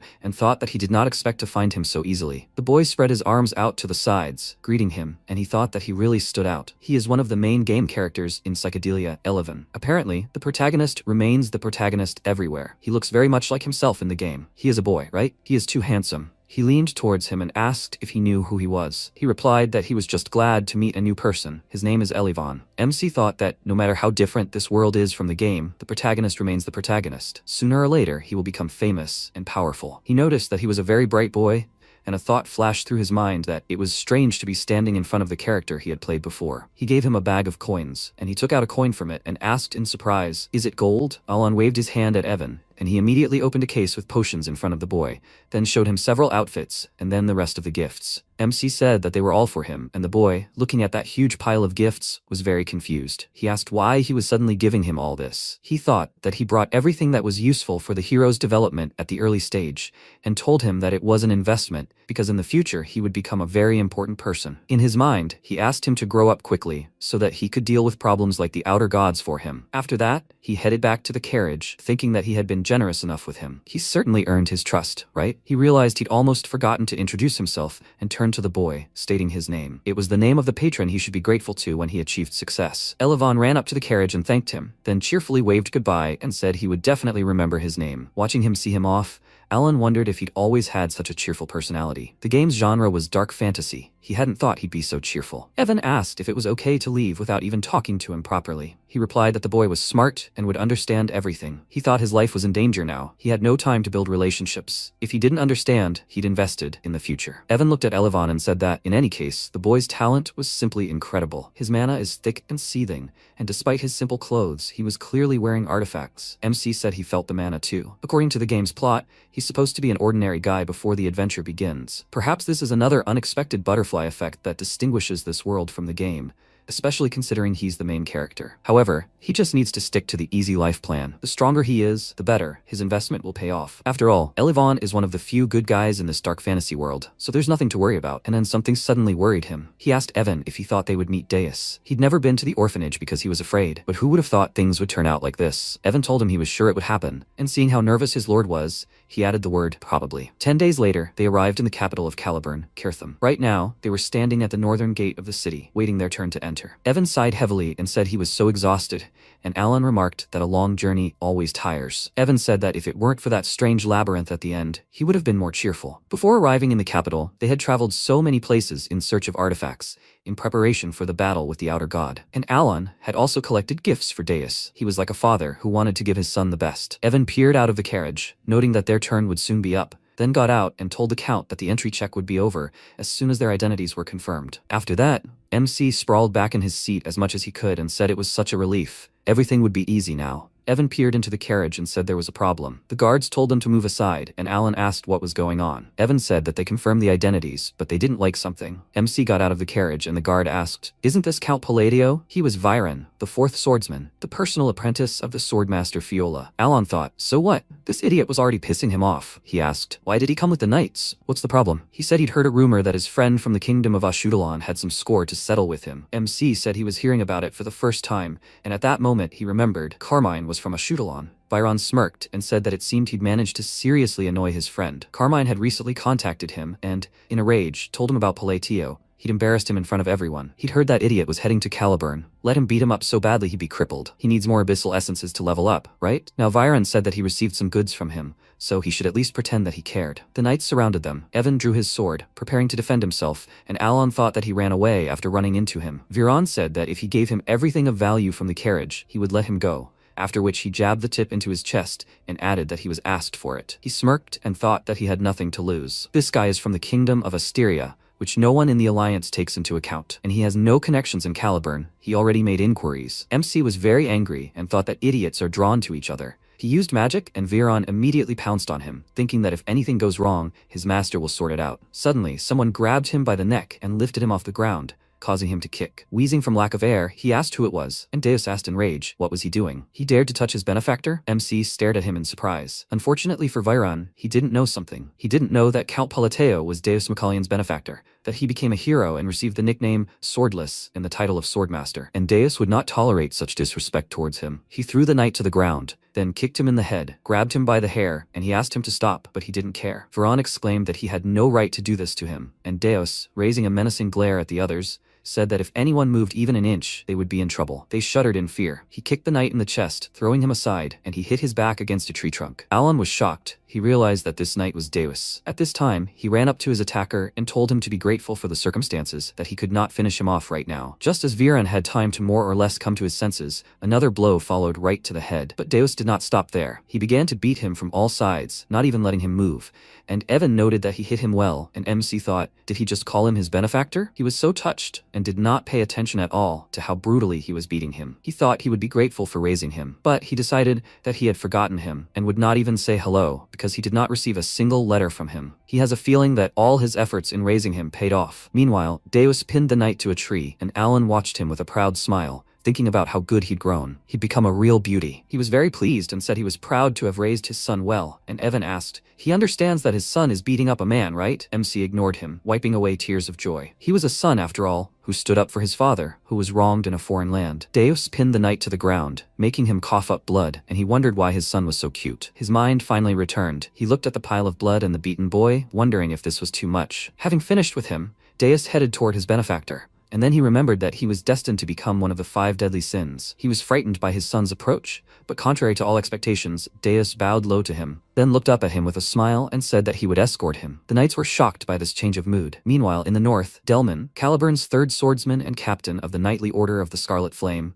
marked the captured territory with his banner, and shouted that one of the 8 great clans had been destroyed, a victory for the Order of the Scarlet Flame. The knights joyfully raised their swords, celebrating their victory, and then decided to return to base to regroup. But Delman didn't seem particularly pleased. He closed his eyes and thought that with such achievements, he would not yield to someone who had just become a swordmaster, even if he had to use dirty tricks that no one would know about. Caliburn and the barbarians had long adhered to the rules of war, respecting each other's honor, but he deceived Kirkhan and dealt with him when he emerged alone, along with a detachment of scouts. In this spirit, he successfully exterminated the entire clan. Since this idiot had killed Kurga of the Snowfields, he needed a clear outcome from the expedition. Kirkhan's body had disappeared during the battle. The barbarians had likely hidden it. Even if he were still alive, he should have died of poison by now. In any case, everything would be over as soon as he returned to Caliburn and reported this achievement. In high spirits, they headed to the base, but something terrible awaited them there. The forward base was destroyed, the knights were killed, and in the midst of this bloody carnage stood Kirkhan, who had come to take revenge on Delman. The knight immediately lit his sword with flame and wondered what that aura was. Kirkhan was definitely supposed to die. And then the barbarian spoke not in his own voice, but that of his deity. Why had they desecrated the great and sacred duel of honor? Delman felt the terror that devoured even a superhuman, capable of taking hundreds of lives with a single sword strike. Delman whispered fearfully that he was not Kirkhan. Who was he? The barbarian leaped toward him and ordered him to fight, and he responded by striking him with his sword, hurling a powerful stream of flame at him, and asked if it wasn't his own fault for believing the word duel on the battlefield. The barbarian dodged his attack and said he had climbed too high for a human. This was his last chance. Let him fight him. The captain ordered his knights to prepare for battle, and the god called him a mortal without honor. He would not grant such a barbarian an honorable death. He waved his fingers, and the bodies of the dead knights began to move. They began to rise, screaming that they were in pain, that they wanted to die. Delman and the others were horrified by this sight, and the deity took advantage of this and cut off his arm. The knight screamed in pain. Then the god struck the ground, throwing the knights into the air. He then kicked them several times, killing them in midair. The next blow landed on Delman. The barbarian pierced his chest, and he asked, "Who is he?" He pulled his hand out of him, and he fell onto the snow and immediately began writhing in pain, begging him to kill him. The god looked at his hand and said that he welcomed all the savages of this place, created from the dead, who were denied death in the bloody Colosseum. He, the god of all barbarians, Altertus, the father of duels, personally wishes to grant them an honorable death. Let them prove that they are not savages through dueling. At this time, the crippled Viren was led away and Deus offered to escort him to Alon. The knights were shocked that Swordless himself bowed his head. In Caliburn, the ambitions of Deus Macalion, Swordless, are as high as the heavens. He wasn't punished for beating up the second prince who was harassing his sister. He was never polite to anyone except the king. That's why it's so shocking that he bowed his head to a count from a foreign country. For Swordless to bow his head,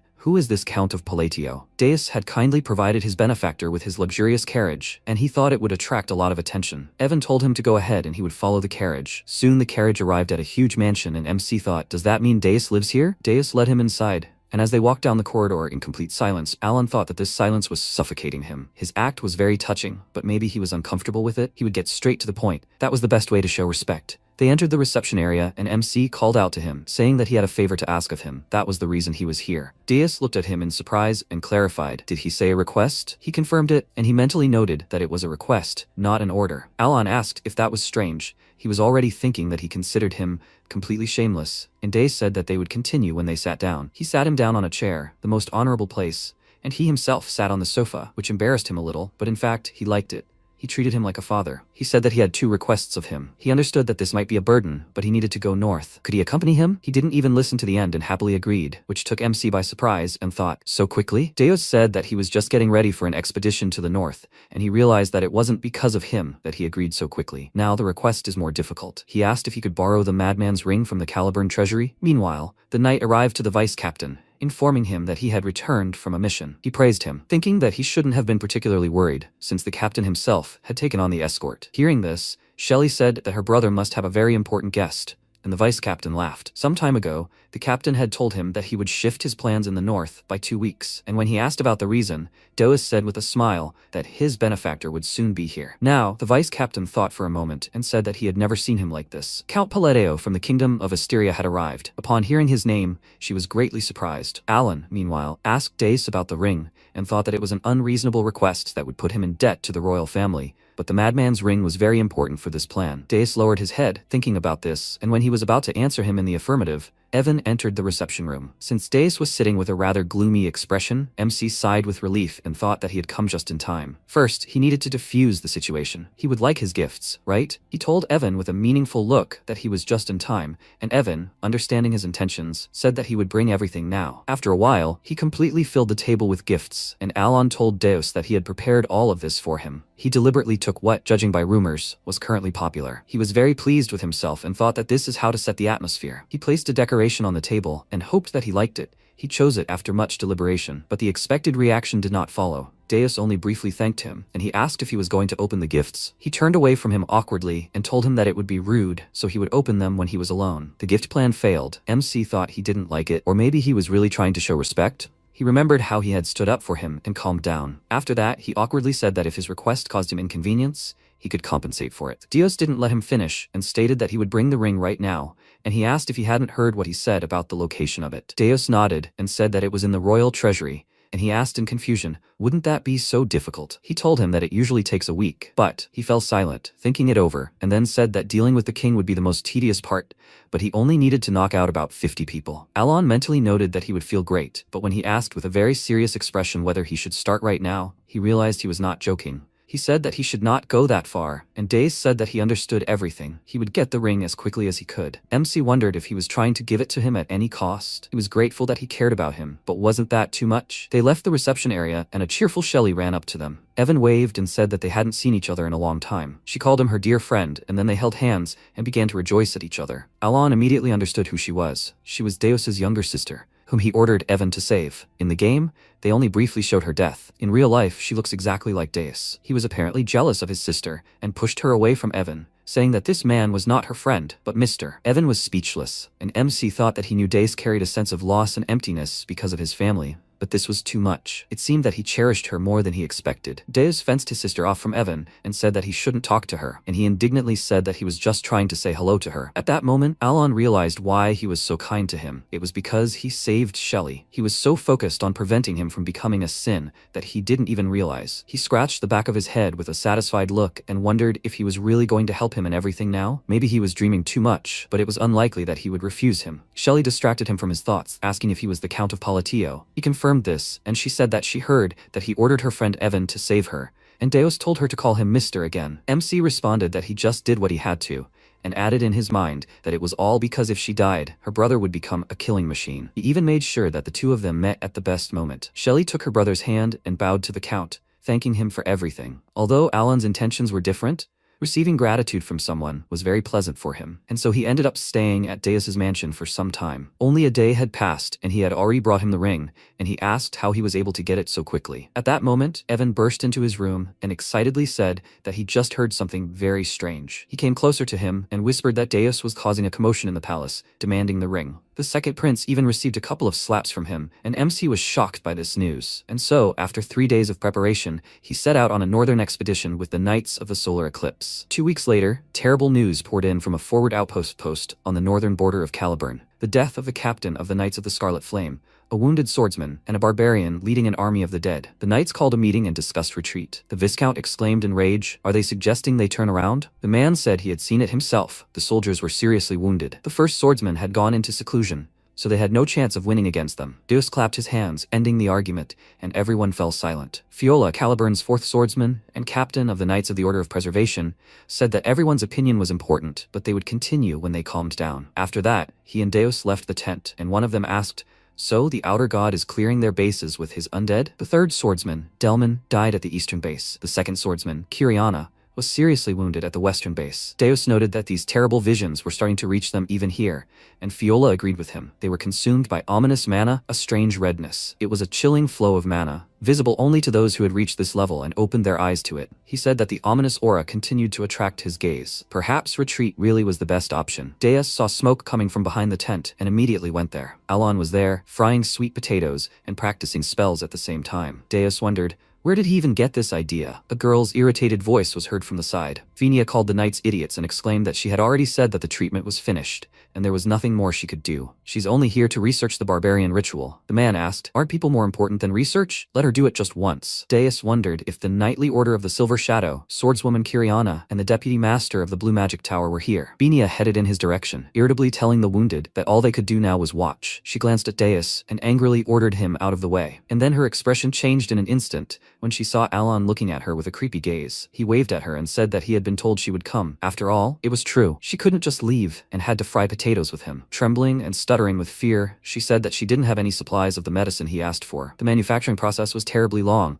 and she was very busy right now, so she couldn't do anything. He, as coldly as always, said that he had high hopes for her, but he understood everything. He thought he was probably asking too much, and the girl was terrified by his tone and exclaimed that she could definitely do anything. His mood lifted slightly, and he said that they had been tight with finances lately, so the payment might be a little delayed. She waved her hands excitedly and said that it was her debt. 1 gold coin would be enough. He did not refuse such a generous offer, and she smiled broadly, and her subordinates, who had just approached them, practically dropped everything from their hands in surprise. They had never seen her smile, and they were shocked, and he had just knocked the price down by a couple of 100 gold coins. Unable to talk to him anymore, Phinia quickly ran away, saying that she would get down to business right away, and her subordinates turned admiring glances to the Count and thought it was simply amazing. Soon the meeting was called again, but as soon as they sat down, Fiola jumped up from his chair, sensing an ominous aura. Deus stood up after him and grabbed his sword, announcing that they were under attack. An army of the undead began to approach the camp, and the knights immediately rushed to the attack, already suffering their first losses. Phinia intervened, casting a spell that sent ice spikes piercing the enemy's bodies before exploding. Meanwhile, Deus quickly decimated the enemy with his sword, then looked up and declared that they were approaching. Phinia raised her head and saw despair radiating overwhelming power. Lightning flashed, and a god descended from the sky, causing a shockwave. Alturtus declared this to be simply barbaric, not even thinking of atoning for the sins of those who had lost their honor. Fiola immediately charged, rushing toward him at high speed and slashing his sword into his chest, but it couldn't even wound him.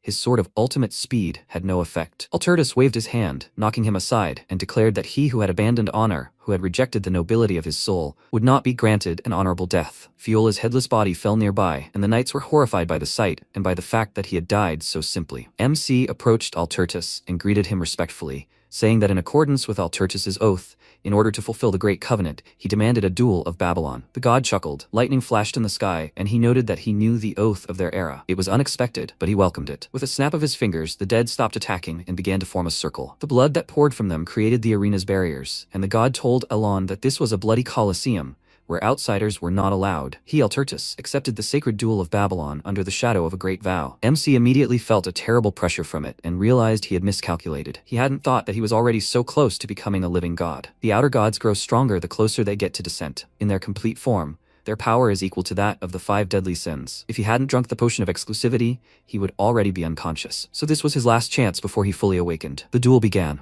By the way, the Great Duel of Babylon in the Forgotten Era of the Gods is turn-based. Rule 1. The one challenge strikes first. Seeing the god attack, the knights scattered, surprised that the count didn't move. Rule 2. The defender is forbidden to move during their turn, and outside of it, they are forbidden to change position. Seeing him not moving, Alturtus exclaimed contentedly that this was excellent. He knew what honor was. Rule 3. Turns are divided into attack and defense. Roles alternate each round. Alon is on defense. It's his turn now. He took out a potion and cast a spell, thinking that a normal block against such an attack is pointless. Fixation, compaction, strengthening, deepening.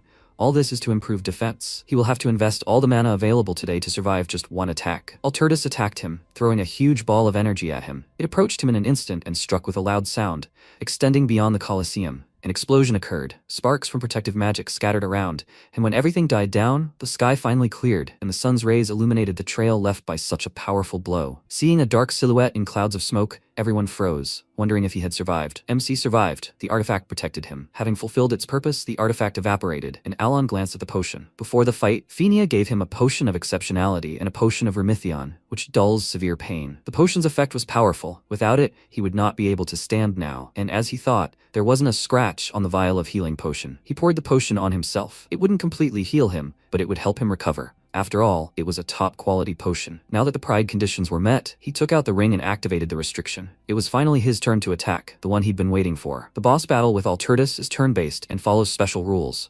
To limit the external god's actions to these rules, he deliberately drew him into a duel. Thanks to the Pendant of Reincarnation and the healing potion, he barely survived his blow. The condition for activating the madman's ring is being on the brink of death. After activating, he met with the deity of this artifact and set restrictions. Since Alturtus considers duels sacred, he will neither defend nor interrupt it. In the game, he would simply take the first attack. Buffs reduce the time limit, rather than wasting a turn. But here, unlike in the game, there are no time limits. The first restriction: if magic is used in the lands of permafrost, it will distort the laws of this world. He braced himself, and 2 deities looked at him at once. Refraction, the creation of sparks. Second limitation: if magic is used on the threshold of death, it will distort the laws of this world. Focus and condensation. The sparks were directed at Alturtus in a smooth and thick stream. Death, empowering the stream. Third limitation: if magic is used against a god, it will distort the laws of this world. The last phrase: a silent front, and the stream of magic struck, destroying everything in its path. Fourth limitation: if magic is used against Alturtus, the great god of duels, it will distort the laws of the world. Alturtus spread his arms, smiling as he met his blow, and then a powerful explosion occurred. MC hoped for success, so that he would disappear with the first blow. Outer gods do not disappear simply because of the loss of a body part, even if that part is the heart. His blow pierced the god, but did not kill him. Alturtus smiled and said that he was strong, which paralyzed Alon with shock and horror. The last blow, which had consumed all his accumulated mana, had failed. Alturtus chuckled and said, he understood? He carried this will within himself. Just think, he already had a class. MC stared at him in surprise, wondering what was going on. Alturtus crouched, his body began to disappear,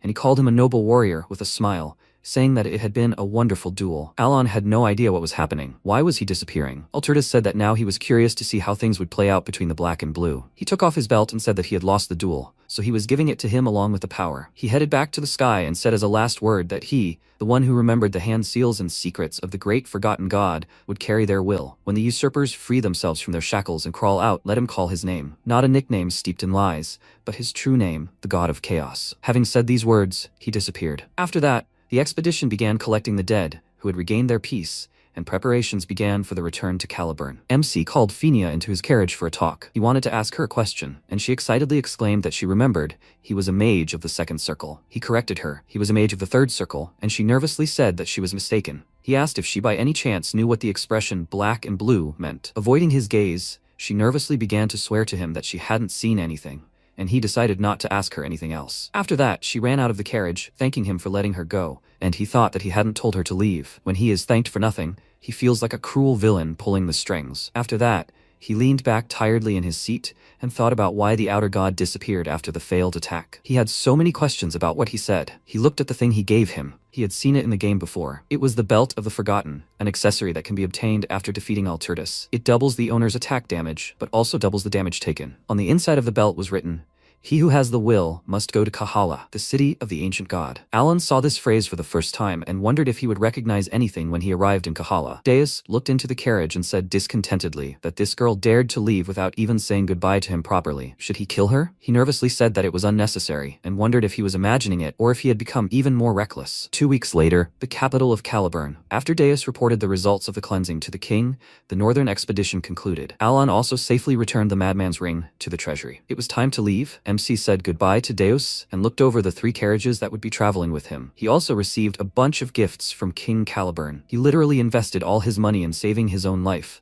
So this is just great. Deus hesitantly called out to him and asked if he thought he could also become as strong as him. His question stunned Alan, and the youngest knight asked him about it. He wondered what that even meant. Maybe his magic looked cool? Perhaps it could be impressive. Even before the indulgence of the gods fused with the 5 deadly sins, children possessed rather unique abilities. Since Deus is very talented in swordsmanship, it is only a matter of time before he becomes as strong as he desires. He told him that with enough effort, he could become stronger, and then he would achieve what he desired. He asked in surprise, did he really think so? He confirmed it, and silently added that it was all because he had a blessed talent, and he wished for the same. He turned to the carriage and finally told him not to worry so much, but he still had one question. Why was he asking him for favors instead of simply giving orders? MC turned to him and asked, who in their right mind would order their family around? Deus looked surprised. Then his benefactor climbed into the carriage and they set off. Alan was very upset by his last question. He lowered his head and, wiping away his tears, thought, did he think all this time that he had some ulterior motive for sponsoring him? He sponsored him with his own money, purely out of good intentions, and it didn't matter that initially he wanted to stop the awakening of the 5 deadly sins. Now he understands why they say being a parent is a thankless job. Night fell. Deus returned to his reception room and sorted through all of his gifts. He followed him to repay his kindness,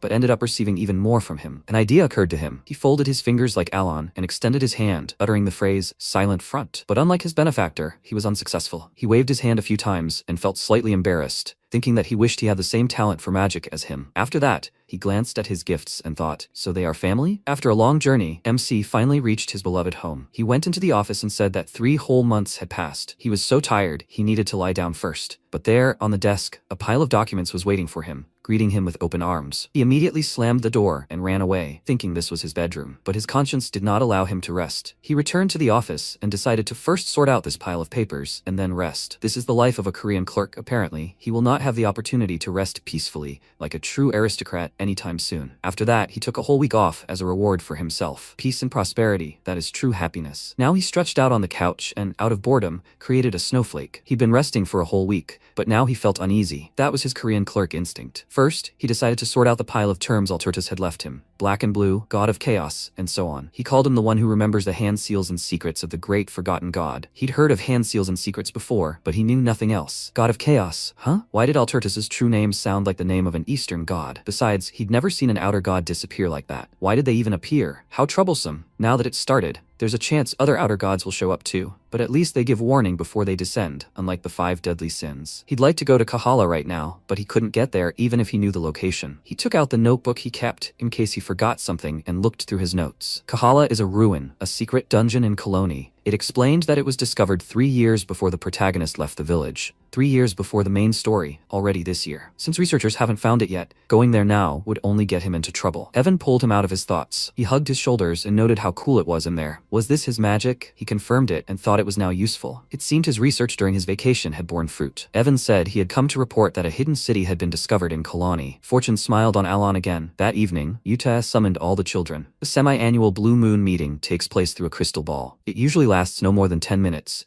But this time, it was different. Solon said they said the Great Moon had visited Caliburn. What was it like to see it in person? Dace, who was usually taciturn, decided to tell them everything in detail. Radon was surprised, and Solon exclaimed that she couldn't believe he was talking. He started from the very beginning, and after 50 minutes, the story finally reached the fight. When everyone was trembling with fear and despair, The Great Moon calmly stepped forward. He thinks he foresaw everything and prepared his magic in advance. Although, how did he even know about the duel? He really does know everything in the world. Everyone except Uchiha was already tired of listening to him. Solon asked him to stop, but he said that the most important thing was just beginning. No one could have foreseen this fatal blow, but the Great Moon managed it. It was simply amazing. And just then, he began to prepare his real attack. They could no longer listen to him. Solon mentally asked Uchiha to stop him, but she, on the contrary, supported him, and she clutched her head, realizing that it was all over. 2 hours later, Dace finally finished. He awkwardly coughed into his fist and apologized to them for babbling. Now they'll see each other in 6 months. Uchiha said with a smile that she hadn't had this much fun in a long time, after which the 2 of them passed out, and the other 3 remained because they fell asleep. That day,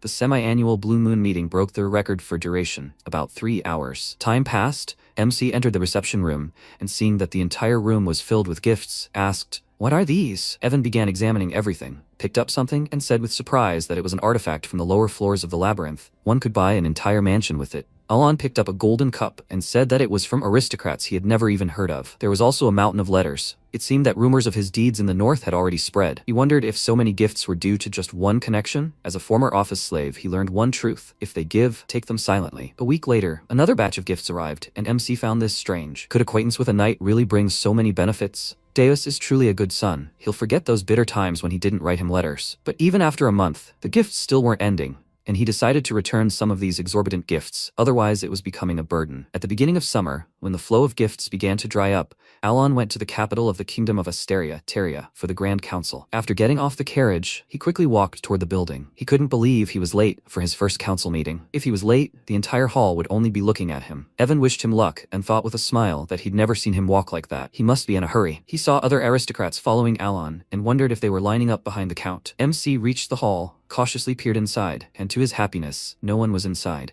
meaning he wasn't late. He looked around the room and thought that the seats on the left were for the royalists, and on the right were for the aristocratic faction. He had studied everything in advance, so the seats in the center were for the neutrals. He decided to sit in the back row and then saw the aristocrats staring at him terrifyingly and thought, weren't they all standing outside? Maybe they were angry that he sat at the very end? Then he would move to the middle. He wanted to sit down, but the aristocrats followed him and silently glared at him, which made him uneasy. In the end, they drove him to the very front row, and when they took the seats behind him, he thought, they put him in the front row so they wouldn't have to sit there themselves? That's quite logical. There's nothing good about sitting in the same row as the faction leaders. So the council meeting began. First, the man announced that the recently created Kalpa faction had received the right to vote. Alon had already started to get bored, and suddenly the man said that Count Palateo was appointed as the faction's representative. He stared at him in surprise and wondered what kind of faction is Kalpa? Was he the only one who didn't know about it? He turned around to check the others' reactions and saw Kalia and Loria smiling at him. He was very surprised and thought, what's wrong with them? Why are they sitting together? So the alliance of Junonia and Altia turned into a faction? And this new faction is called Kalpa? He thought their alliance would soon fall apart. It was driving him crazy. The man turned to him and asked if he had anything to say as a representative of the faction. MC became nervous and thought, so he is the leader of the new Shadow faction? At that time, an unknown man appeared on the battlefield between the god and the count. He examined the mark left by the blow and said with a smile that it was very interesting. What else is he capable of? Alan still didn't know how to act. To become the head of a Shadow faction overnight, that's impossible. Or maybe it's possible? It sounds like the title of a novel. MC still couldn't say anything, and the man decided to move on to the next question. When the meeting ended, a feast began, where everyone did nothing but congratulate Alan on the creation of the faction. That evening, attention was focused only on him, and he continued to ponder how it had come to this. And when he came to the conclusion that he was just a figurehead, the women approached him, and Kalia asked if he was enjoying the feast. In her opinion, everything turned out perfectly. Loria agreed with her, and added that it turned out exactly as the count wanted. He grabbed his head, and tried to remember everything carefully. He had exchanged a few words with them several years ago. Did he have a split personality? Was his second personality doing something without his knowledge? Loria said she was glad she could repay him for saving her life, and he winced, not understanding what she was talking about. So, from the conversations he learned the following. He, Alon Palladio, ordered the alliance, then sent instructions to Lady Junonia, and thus Kalpa was born. The aristocrats presented him as the leader, with gifts, thereby receiving permission to join the faction. But he swears that he ordered nothing of the sort. He tried to recall the contents of the letter of apology he sent to Junonia. He wrote there that he seemed rude, he was bad at choosing words, and in general, he had few friends. Now he understood why among the gift cards there were strange ones, where they wrote about love for him. Apparently, this misunderstanding can no longer be resolved. He knew from experience that the secret secret puppeteers have a very peculiar intuition. As soon as he hinted at the misunderstanding, those two would kill him. The shadow puppeteers in this game were psychopaths, especially Genonia. He needed to leave quietly when the opportunity presented itself. Loria asked what he intended to do next, and he thought he knew nothing about politics, so it would be better not to get into trouble. He said they would start with the shadow world, after which he said goodbye to them,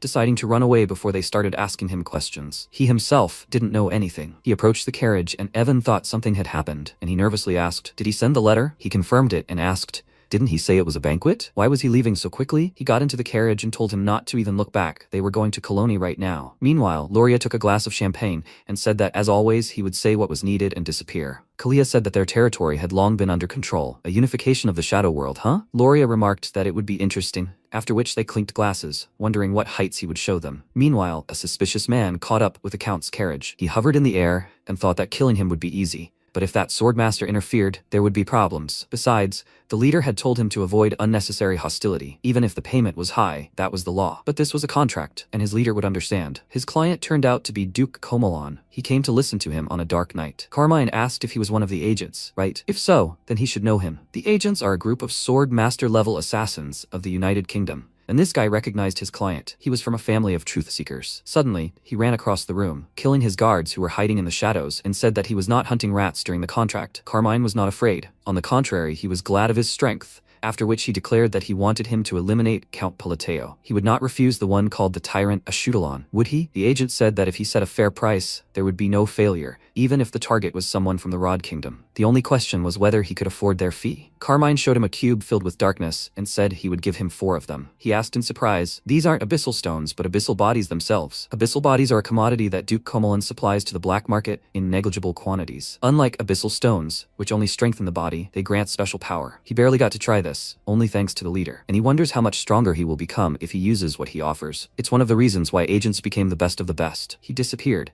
saying he would return as soon as possible, and Carmine nervously clenched his fist and asked if Politeo really thought he could live peacefully after humiliating him. That would never happen. Meanwhile, the agent approached the truth seeker, Duke Comelon, and told him everything. He was the head of the aristocracy and the kingdom of Ashutalon, the true ruler of the shadow world of the United Kingdom. After listening to him, the Duke said he had always wondered what his worthless son, who had stolen the bodies of the Abyss, was up to. The agent thought that, frankly, it was tempting, but the leader strictly forbade him from becoming the Duke's enemy. The man waved his hand, saying he hadn't heard anything and should leave. The boy was delighted. He was lucky. This time he would close his eyes. He asked if he was allowed to convey his wishes to the leader. The Duke replied that an uninvited visit was also a good excuse. Let him do what he wanted. The agent left, and Shutro, the shadow ruler of the kingdom of Ashutalon, approached the Duke and asked, "So, there's no influence on the kingdom of Asteria?" He confirmed this, and they also say that a faction called Kalpa is growing around Count Politeo. The Duke remarked that if he acted personally, there would be much more trouble. Everything is going just perfectly. Currently, the agent froze in the air above the carriage. He twirled his weapon in his hands and thought that the body of the Abyss would soon be in his hands. He was about to attack, but suddenly someone's precise blow took away his arm. He turned around,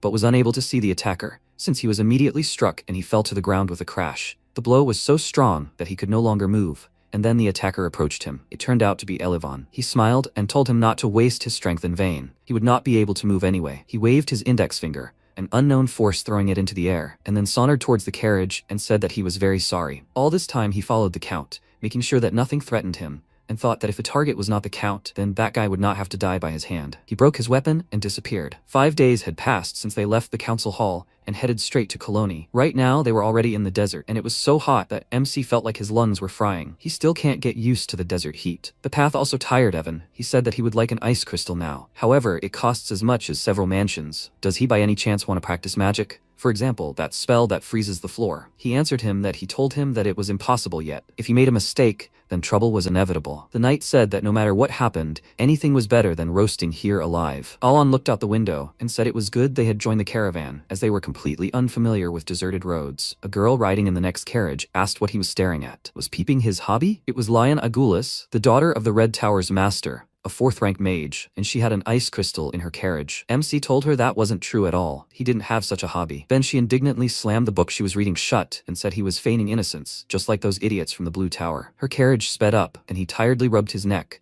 and Evan asked if he had seen it. She had ice crystals hanging in clusters in her carriage. Alon thought that the Red Tower's master was as furious as fire, so it was best not to touch his daughter. The Tower Master's daughter, Liana Gulis, had seen so much lies and deceit in her time that she'd come to loathe lies with a passion, especially when they were lied to by a mage. When they stopped for a rest, MC saw her fierce gaze again, and wondered if she hadn't gotten tired of staring at him all day. Her dislike for Count Palateo was purely instinctive. She thought that with his pitiful mana reserves, barely reaching rank 2, he'd supposedly stopped the Outer and accomplished a great feat. Rumor has it he's the Master Knight's benefactor. He's probably just embezzling credit and spreading rumors. That same night, bandits attacked them, slaughtering all the guards and taking the girl hostage. The leader told them to hand over all the jewelry if they valued their lives. There was a tattoo on his shoulder, an emblem that indicated his affiliation with the Bloody Sand Gang, and the people were surprised that they even grabbed Lion, and she didn't even have time to do anything. Their leader pressed a blade to her neck and said that he was told that the Tower Master's daughter was coming here, that she was a truly valuable catch. The girl was so scared that she had a panic attack that made her unable to breathe,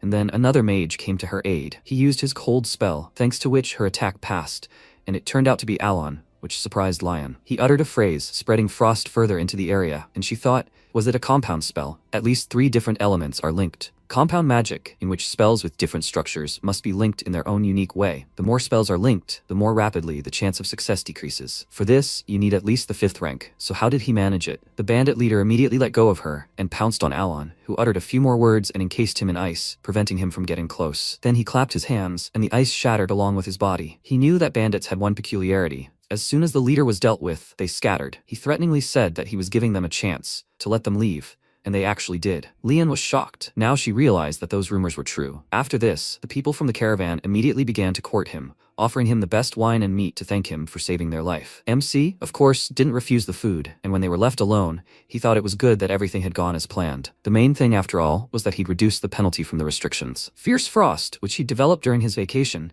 simultaneously uses spatial, ice, and support magic, and it has a simple effect.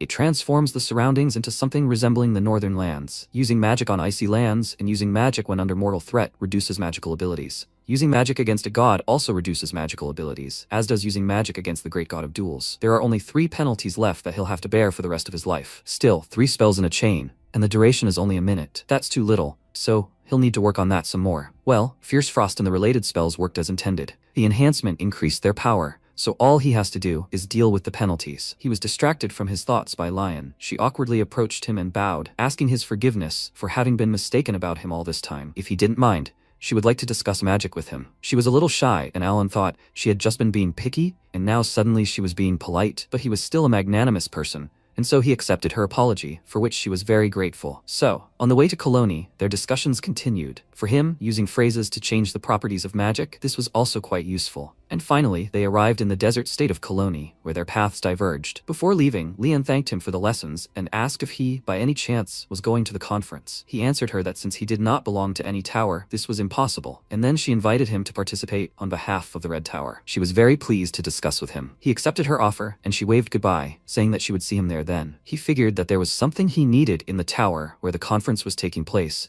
so everything worked out well. Evan ran up to him and told him that he had secured a carriage and that his things would be delivered too. He said that the meeting place was somewhere nearby. Immediately after that, there was a roar behind him, as if something had exploded. They both turned around and saw injured people, and Evan asked in shock. So suddenly, a golden flash flashed in front of them and hit the wall with a roar, and then several more blows were heard and a girl's laughter was heard. The golden flash beat up some people, and seeing that it had disappeared, Evan immediately drew his sword and told the Count to step back. The golden flash turned out to be faster. She jumped on the Count's back, hugged him, and greeted him joyfully. It was Solon. Evan was surprised that she was the one causing such a ruckus, and Solon, excitedly waving her arms, asked why he didn't warn her. There were plenty of thugs here, maddened by the heat, but he shouldn't worry. She had just beaten up those who were coveting his things. By this time, she had already managed to become one of the 4 Baba Yaga Colony. She tugged the Count by the hand and said that she had received his letter and was waiting for him, and that he should quickly follow her. The other warriors were surprised that the golden flash was fawning over him. Who was this person? As they walked, MC glanced at her bloody hands and wondered if those people were at least alive. She led him to her guild, where only her kin were. She joyfully ran inside, and they looked around, assessing the scale of the building. Everyone inside was very happy to see the boss, and she turned to Raug,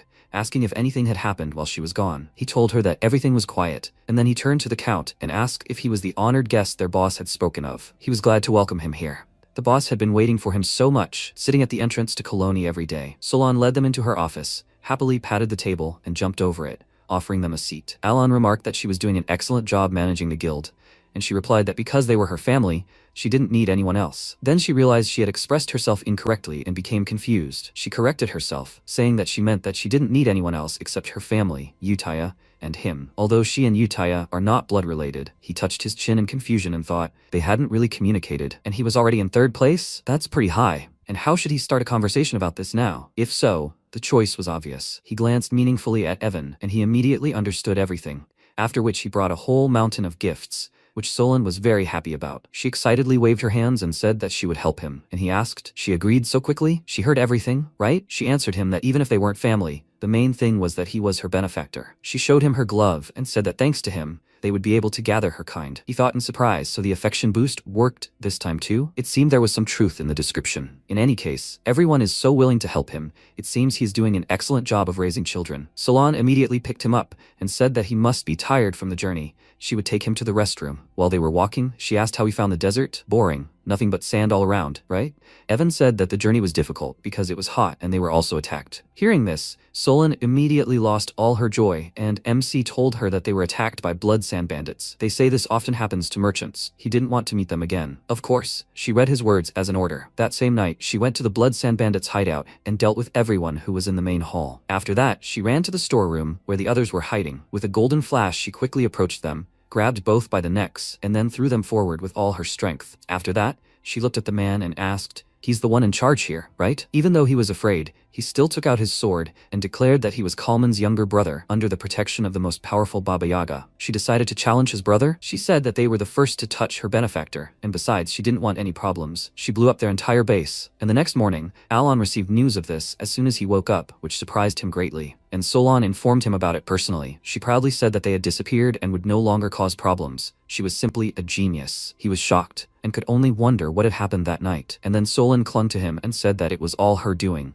Let him praise only her. He thought that the Bloody Sand had hundreds of night-level fighters. In the game, it was quite a difficult quest. He knew that the title Baba Yaga was more than just a sound, but now, he clearly understands why she was destined to become the sin of pride. The Colosseum is a popular spot in Koloni, soaked in the blood and madness of gladiators. Right now, Kalman was fighting against many enemies in the arena. He, as always, defeated them all and punched the air in victory, causing the spectators to cheer. One of the 4 Baba Yagas of Koloni, and the gladiator who has held this title the longest, was victorious again. Afterwards, he returned to his room and said that it seems there are still plenty of fools. Raoul laughed and said that he agreed with him. He couldn't believe they thought they could defeat Baba Yaga with a measly 100 men. Kalman noted that they hadn't seen each other for a long time, and the boy approached him, telling him that Solon had completely destroyed the blood sand. He told him that he knew it, and he asked if his younger brother was with them. He smirked and said that he was the one who started such rumors. He only kept it to himself because he needed someone to control the criminal underworld. Raoul sat down opposite him and smiled awkwardly, saying that he was going to use it as an excuse. But he was wrong. The man said that wasn't the point. He held back because it would be impossible to pull off through an official match between Baba Yaga title holders. He was still annoyed by that idiot getting in the way of Koloni. His brother's death and revenge were the perfect excuse the public would accept. Since he had come to him, it meant he was finally ready too. He gave him a briefcase, and inside was a gift from their father, the Seeker, the body of the Abyss. Kalman said that with it he could gain power. Once they crushed his skull and absorbed the criminal underworld of Koloni, they could even make a move on the throne. Raoul said they could experiment. He wanted to see how long he could last. 2 days later, under the protection and guidance of the MC Guild, he set off for the ancient city of Kahala, and soon they arrived at the ruins. Solon escorted him to the entrance, and he entered alone with Evan. They walked through a dark cave for a while, then saw a light and followed it, emerging into a spacious cavern, the ancient city of Kahala. Evan let out a delighted sigh, and then a voice resounded in Alon's head, telling him that if he could hear his words, he should come to the tower. He separated from Evan and headed for the tower, while Alon waited below. As he was climbing, he thought that even in the game, he couldn't enter here. At the very top of the tower, there was a huge library where a certain entity was waiting for him. He said that since he could hear his voice, he at least met the minimum requirements. MC said that he came after hearing the words of the god of chaos, and he flew closer to him, asking with interest, so he knows his true name? Perhaps he should give him a chance. However, he lacks the power class to perceive what he can tell him. Alon said that the god of chaos said the same thing. What does this class even mean? He answered him that it is the standard by which the world judges him. The outer god will descend soon, let him deal with him. He asked, what will happen then? He answered him that then he will gain the right to talk to him. Since someone slightly better than those fools who only imitate magic has come, he can tell him something interesting. Magic is the law established by the sorcerer for this world. The magic of this world consists of a phrase, an order, and the embodiment of an essence. What is created by a phrase develops according to the order, and only when the name is spoken does it become magic. MC had never heard of such a thing,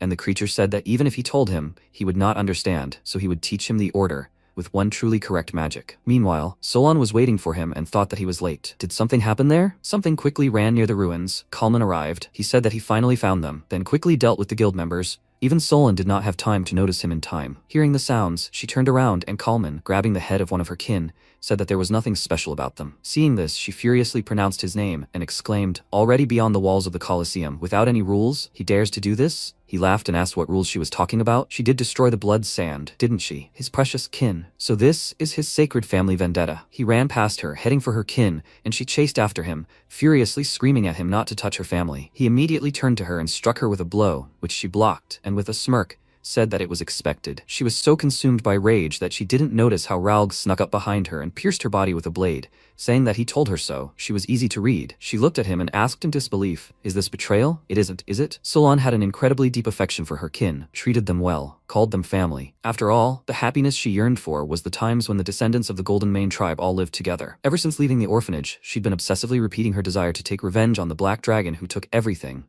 to gather her kin and restore their former happiness. The Golden Mane tribe were kings among the beastmen, but alas, not everyone shared these feelings. She quickly pulled away from Raoul, asking why he'd done it, and he said he was tired of playing family. Then Kalman pounced, telling him not to waste time and to kill her immediately. Before the blow landed, she managed to run away, her opponent shouting that she was dodging like a dirty rat. He prepared another blow with a smile. So confident was he, after all, he'd become many times stronger thanks to his abyssal body. Solon, too, hadn't stood idle and prepared herself, and then they rushed toward each other and collided, causing a loud crash. Then Raoul attacked her from the side with black smoke obtained from the body of the abyss, and laughed loudly, saying that she was finished. Luckily, she was able to dodge, and he immediately chased after her, saying that they would see how much longer she could last. They both attacked her, pressing her, and she did nothing but dodge and block blows. At one point, the two drove her to a cliff. She dodged Raoul's blow and attacked Kalman, throwing him against the cliff. Raoul stepped aside, realizing that he would be no match for her in battle, and Kalman recovered from the blow and got up. At that very moment, Alan and Evan were just emerging from the ruins. He glanced at them and thought, didn't she call him a benefactor? He rushed towards him, smiling, saying that he needed just the right person. Everything worked out very well. Before killing him, he would try to use him as a hostage. At this time, Solon attacked Raoul, but suddenly froze in place, not understanding how it happened. Raoul jumped away from her and laughed, saying that it seemed like the poison finally worked. The blade he wounded her with was laced with Kamanasis poison. She definitely won't be able to move for an hour. By the way, she asked him the reason. Does she really think her relatives gathered around her just for a childish game of family? Of course,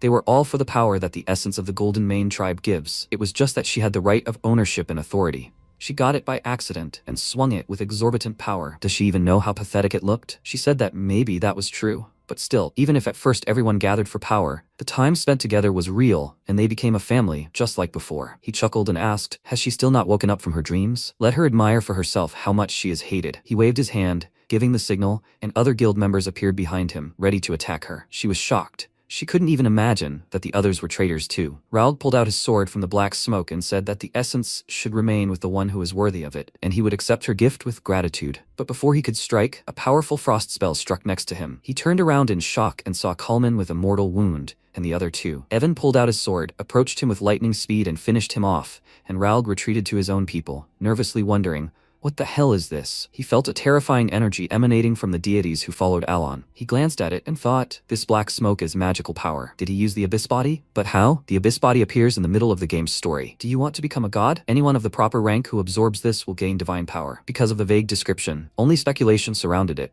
So the guild members betrayed Solon. He poured a potion on her head and said it was the ultimate healing elixir, so she would soon be able to move again. And she shouldn't worry, only those scoundrels had betrayed her. But she was still very upset and hopefully asked, is this true? He answered that it was true. The guild he saw was happy. She looked up at him, then pulled herself together and confidently stretched her shoulder, and he asked if she could hold off the enemies while he completed the spell. She confirmed this, saying that her family was waiting, and then rushed towards the traitors and quickly struck each one along with Evan. MC meanwhile created icy snow and thought there was only one spell left. He closed his eyes to concentrate and uttered, "Image." Snow began to gather in one spot, and he remembered what the being in the tower had told him. He only knew individual phrases, but order must be comprehended and applied. A phrase distorts the laws of the universe, and order is the key to these laws. But having lost their great legacy, they had only resorted to absurd abbreviations. As soon as Alon uttered the inevitable fate of the blind man from the snowy mountain, frosty sparks erupted in the sky, and then a huge snowflake appeared before him, creating a spear several times larger. The being laughed, learning that it was called an ice spear. The true name of what these fools had lost was the crystal ice halberd. Seeing what he had done, Raug immediately rushed to stop him, but Solon stood in his way, shouting,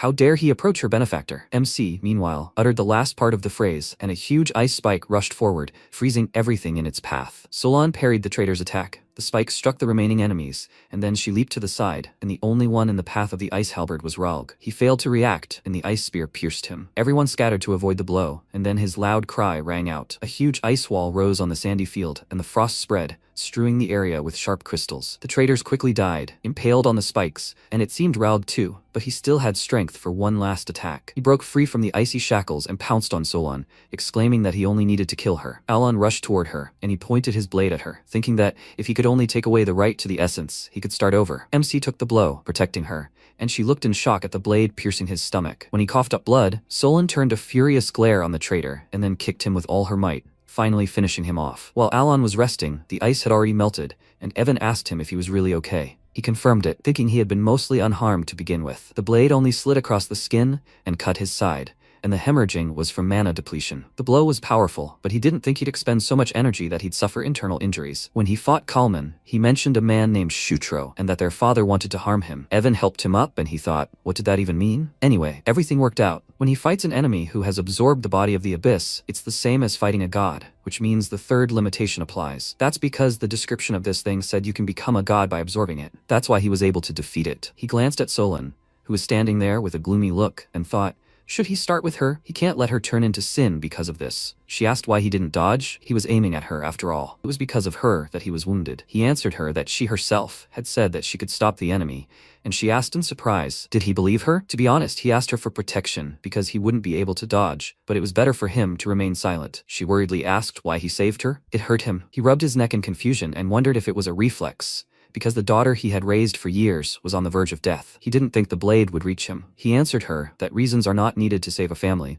and she noted that family is blood relatives. He realized he had misspoke, and she said with a smile that she still wanted to become a family with him. Her words touched him. It was like an adoptive father who had been unrecognized for years was finally called dad after so many years. But Solon thought about family with him in a different sense. She threw her arms over his shoulder and said that it was impossible to look like this. She was from the Golden Mane tribe and he was a human, so they could get married. They both stared at her in shock and were speechless. Why was she even doing this in such a place? 5 days passed, and Kalman's atrocities gradually spread throughout Koloni. People were furious at his meanness, and Solon gained so much support that she was awarded the title of the first Baba Yaga. And all this time, she kept up with Alon with her marriage proposal. He didn't answer her and thought that there was no way to skip it, just like a choice in a game. At first, he was even pleased that she wanted to become a family with him, but he replied that she had already proposed to him 19 times. However, he had long considered her his family. She responded that if they got married, they would become a real family. She could make him happy. She was serious. He sighed heavily and thought that sweet potatoes and a quiet aristocratic life were enough to make him happy. It was time to leave. Solon came out to see him off and asked him to be sure to accept her proposal next time. He climbed into the carriage and wondered if she would get tired of this over time. The carriage moved off, and Solon happily waved goodbye. Slightly upset, her guild had become perfect. After the betrayal of the second leader of Raug, her kin were sincerely angry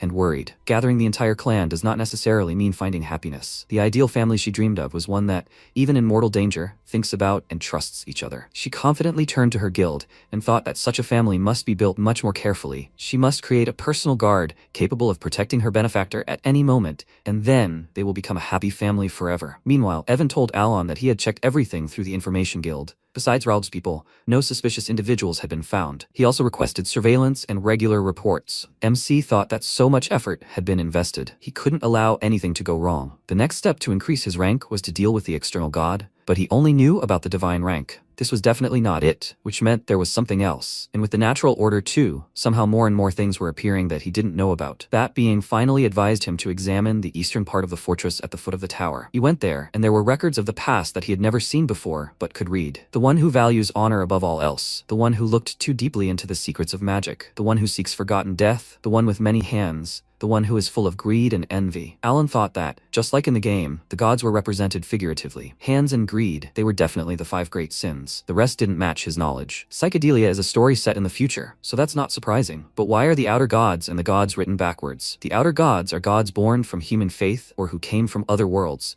and the gods are the 5 great sins that have existed since the beginning of time. However, on the tablet, the 5 great sins are listed as outer gods. That's what confuses him. Evan said he had news about the children as well. Dace defeated the first swordsman, Reinhardt, which surprised MC because his strength, even in the game, was on a completely different level. If he's achieved this in 6 months, how much talent does he have? Evan said Renee has become a member of the Council of 3, which determines Lartania's policies. Alon noted that she had become quite influential, and Evan said that Radon had united 5 archipelagos and become the Pirate King. They said that, like the first Pirate King, he had a bounty on his head, several million. MC was horrified. The Somali pirate had evolved into the Somali Pirate King, and then came the news about Uttaya. While they were en route, a Blue Moon meeting was held, at which Solon announced that she would marry the Great Moon. This shocked all 3 of them, as her words amounted to a declaration of war on their boss, Uttaya. Containing her irritation, she smiled and thought that Solon had always been prone to exaggeration. She said he was a great man, no wonder she liked him. She happily said that she would marry him, and she was sure she would be a great wife for him. Uttaya closed her eyes, trying to curb her rage,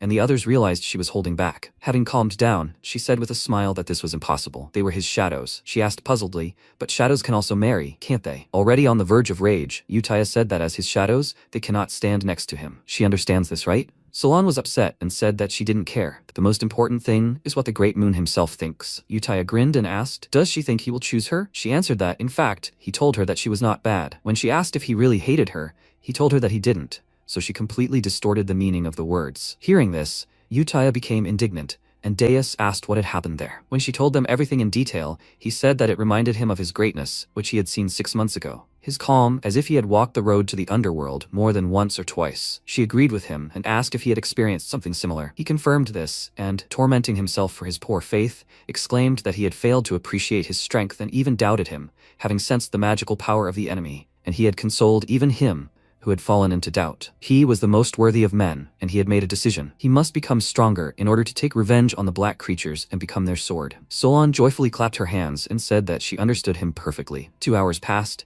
Dace continued to discuss the Great Moon, and then suddenly Uttaya said discontentedly that in any case she could not marry him. She, on the contrary, exclaimed that she could marry him, and then they began to argue. Radon did not want to listen to all this at all, and Renee collected notes. Now it is forbidden to ask Dace about anything concerning the Great Moon. Secondly, as for Uttaya, when it comes to the Great Moon, she begins to behave like a child. This is something new. When the meeting finally ended, Radon breathed a sigh of relief. He didn't want to know any of this. Sometime later, in the outskirts of the capital of the Kingdom of Asteria, a secret meeting took place between the head of the aristocratic faction, Marquis Filboid, and the head of the royalist faction, Duke Rimgrave. The Duke proposed an alliance to destroy the Kalpa faction, the one full of madmen. The Marquis said that the existence of this faction worries both sides, so he agrees. Does he have a plan? He replied that they could involve the Holy Kingdom of Rosario and use the letter of Reformation. The Holy Kingdom of Rosario, being the center of faith, can send this letter to any state if it suspects someone of heresy. The support of several cardinals is required for sending, which gives the letter enormous power. The Marquis remarked that this would be a perfect excuse. And what were his demands? The Duke said he had heard that the consent of at least 2 cardinals was required, so he was asking for half the bribe. The Marquis said that then he would have to reciprocate, and he informed him that he had already completed negotiations with these cardinals, so it wouldn't take long. They decided to leave the rest and raise their goblets in honor of their alliance. Sometime later, Cardinal Sergio, with whom he had made an appointment, met with another cardinal. Hearing footsteps in the empty worship hall, he turned around and said that although there were 8 of them under the command of the saint and the pope, they were quite busy, so this was their second meeting. Nevertheless, he was glad to meet her. Uttaya reciprocated, and he decided to get straight to the point. He would like her to lend her name to a letter about the Reformation to Count Palateo. He did not think this was an unfavorable offer for her, and she should not worry. He would easily find a reason to accuse her of heresy. After all, he was just that kind. So what would she say to that? Uttaya smirked and asked, do they need her name to ruin Count Alon Palateo? Sergio said that in this matter they would focus on the suspicious death of Cardinal Viantra. He was sure that, given her position, she understood everything. He grinned and thought that this way he could take the bribe for himself, and the gates of heaven would open before him. But suddenly his entire body was pierced by terrible pain. His limbs bent unnaturally, because of which he immediately fell, and Uttaya asked in a rage, was he asking her to kill the one she worshipped? His loud scream rang out throughout the hall, but no one heard it. She said that he could scream as much as he wanted, but no one would come. She continued to torture him, and he began to beg her to just kill him, to which she replied that she had already said more than 10 times that she couldn't. His body was pierced by pain again. He asked her to stop, but she continued to heal him and break his bones again. He fell on his knees before her and began to beg her to stop, let her kill him instead. She said that she would not kill him, he had something to do for her. However, he had attempted to take it and must be punished for it. He was again struck by pain, he screamed hysterically, and she ordered him to acknowledge his sins in order to gain forgiveness. A month had passed since returning from the desert, and MC began preparing to leave again, this time for a magic conference. Evan informed him that all the preparations were almost complete, and he thought that he was the leader, so it seemed he would have to go. Although he still needed to deal with the entities of the abyss and the outer gods. How he didn't want to go there. That's what he would usually think. But something joyful had happened in his life. He took out the letter, and Evan asked if he still carried it with him. It had arrived 2 weeks ago. He replied that he looked at it, and his soul was immediately at peace. It was a certificate confirming his position as the head of the faction, and an official salary. The amount turned out to be much more than he could have expected. Before this, he constantly wondered why anyone would cling to a position full of hardships. Afterwards, money opened his eyes, and he realized that with great power comes great responsibility. He has no idea how the faction works, what brings in so much money, but considering the finances of his county, this is excellent news. The true panacea for a modern man is money. His poor, wounded soul is slowly healing. Isn't this the true magical nature of capitalism? After some time, he arrived at the estate of the Marquis of Biljutin. He walked into the banquet hall and thought that he had heard that many famous people were coming to the conference, but he didn't expect such a variety here. There are warriors, merchants, even priests. He was greeted by 2 women, Kalia and Loria. They immediately inquired about his health, and he was forced to start a conversation with them. He contacted 2 crime bosses, but this misunderstanding made him a little nervous. If they greeted him, then they should leave. Luckily, Evan arrived with amazing news. He quietly told him that he had heard that the leader of the royalist faction had received a letter calling for reformation and had been taken to the Holy Kingdom. Alon said that was good. That meant he wouldn't cross paths with him. He went to get another cake, and a man approached them, and Kalia asked if she could help him with anything. He ignored the women and walked up to Alon, fearfully saying that he had lost. Let him spare him. He bowed his head before him, and the nobles were greatly surprised by his gesture. The man at the top of the political world, the head of the aristocratic faction, Marquis Filboid, bowed his head. Unlike the shadow world, the political world is based on reasons and justifications. Bowing your head to another is the same as giving them your power. Kalia smiled nervously and thought that she already knew it. He was incredible. Even now he was calm, as if he had foreseen all this from the very beginning. A few days ago, the Marquis received a magical sphere and a mysterious letter. It looked rather ominous, similar to a letter about the Reformation. The vision contained in the magical sphere lasted only 5 seconds, but it managed to terrify him. Duke Rimgrave screamed, asking him to read the letter and come to the Holy Kingdom to behold the sacred moon. They were mistaken. After finishing the playback, the sphere cracked, and in the letter, the Marquis found a threat. He would be next. His hands trembled, and he wondered how this had happened. They only wanted to destroy him politically. Anyone who received the letter about the Reformation would fall in the political world. But if they were not connected with the heretics, their life was in no danger. However, Duke Rimgrave, who had no connections with the heretics, was hit. The Marquis immediately realized that Palatio had orchestrated the whole thing. But how did he manage to stage it better than them?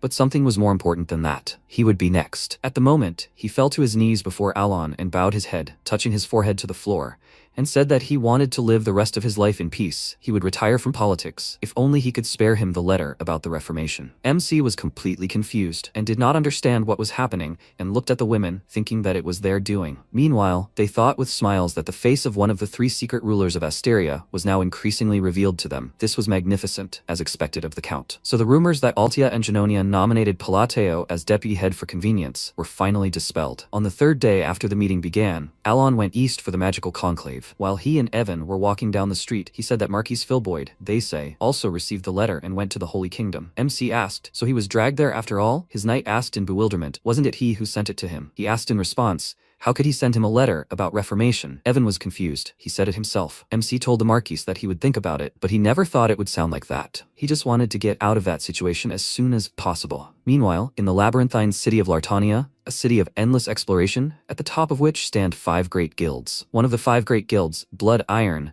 was currently descending into the labyrinth. One of the guild members asked admiringly, did he really kill 1,000 creatures single-handedly? The man called him a newbie and said that the guild leaders were practically equal to superhumans. The guild leader, Alderic, turned to him and told him not to exaggerate. Nothing like that would happen this time. The girl asked, do they need to capture 1 monster from the 20th floor alive? That was the order, right? Alderic said the advance was too generous, so he agreed. Levels in multiples of 5 are safe, which is odd. He figured that even if it was a trap, for him, having explored level 50, it was nothing, and he said that in case of failure, the advance didn't need to be returned, so everything would be fine. They descended to the 20th floor. The girl looked around and, pointing at an unusual goblin, noted that the boss really did have a nose for prey. One of the guild members chuckled and exclaimed that it was a goblin, and the most pitiful of all monsters. They would get the same amount of money on top for it. It was a real golden goblin. And what kind of clothes is he wearing? Is that Oriental style or something? The goblin sighed in irritation and turned to them, noting that the annoying gnats had made a lot of noise. He waved his hand, and everyone who rushed at him immediately suffered an unenviable fate. Seeing this, Alderic immediately drew his axe and charged. He quickly covered the vast distance between them and pounced on him in a leap,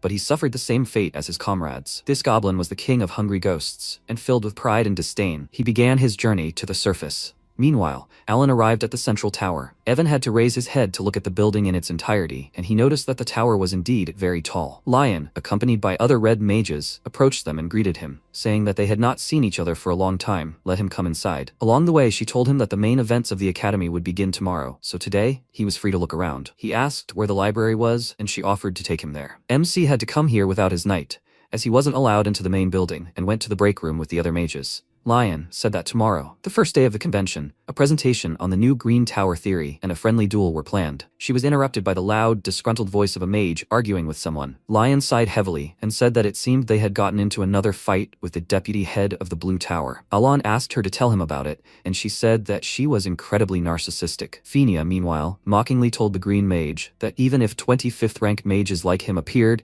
he still wouldn't stand a chance against her. He grabbed his head and shouted in rage that someday he would make that insolent woman apologize, and Fenia came out into the hallway. Seeing Lion, she mockingly asked, "Who is this?" It was the mage she ground to dust last year, and this time she even brought a friend to yap at her with her. Since MC had his back to her, she didn't immediately realize who he was, but when he turned around, her demeanor immediately changed, and she bowed to him, excitedly greeting him. He noted that they hadn't seen each other for 6 months. How had she been doing all this time? She nervously told him that she was fine, and he said that she didn't need to be so uptight with him. She nervously looked away and asked if he wanted her to communicate with him informally. He told her that she could communicate with him however she felt most comfortable, and she thanked him for his leniency. The Green Mages couldn't believe their eyes, thinking it was an illusion, but it didn't dissipate. Fenia, who had just been barking at everyone, suddenly became docile. Alan said that it was none of his business. But isn't it better for mages to live in harmony? Understanding what he wanted from her, she immediately ran up to the Green Mages and bowed to them, asking for their forgiveness, and offered to be friends with them from now on. MC said goodbye to her, and she, saluting him, used a special spell of instant escape, a jump from the window. He thought with puzzlement that with each meeting her condition was getting worse. He wondered what she imagined there. He saw the dumbfounded looks of the Green Mages on himself and wondered if he had done something wrong. They continued on their way to the library, and Lion said that this crazy Fenia was behaving like this in front of him.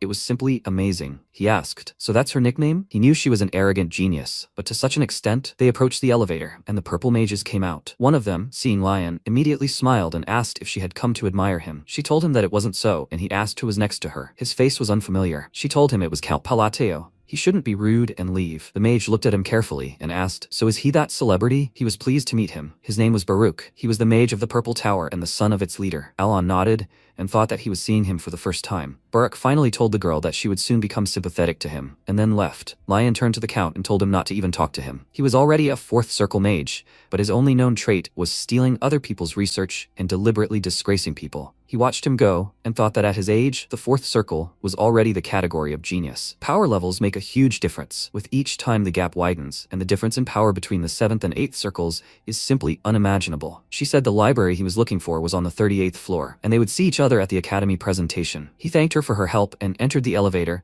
ascended to the 38th floor, and looked around with delight. In person, of course, it was a completely different experience. He had 2 tasks here. First, he needed to reset all the broken clock hands to 12 o'clock, and second, he needed to find a black book with no title or author. This book contained a special page leading to a secret space, from which he retrieved the Ring of Radiance. The day after the Green Tower's performance at the friendly arena, Baruch challenged him to a duel, something he certainly didn't expect.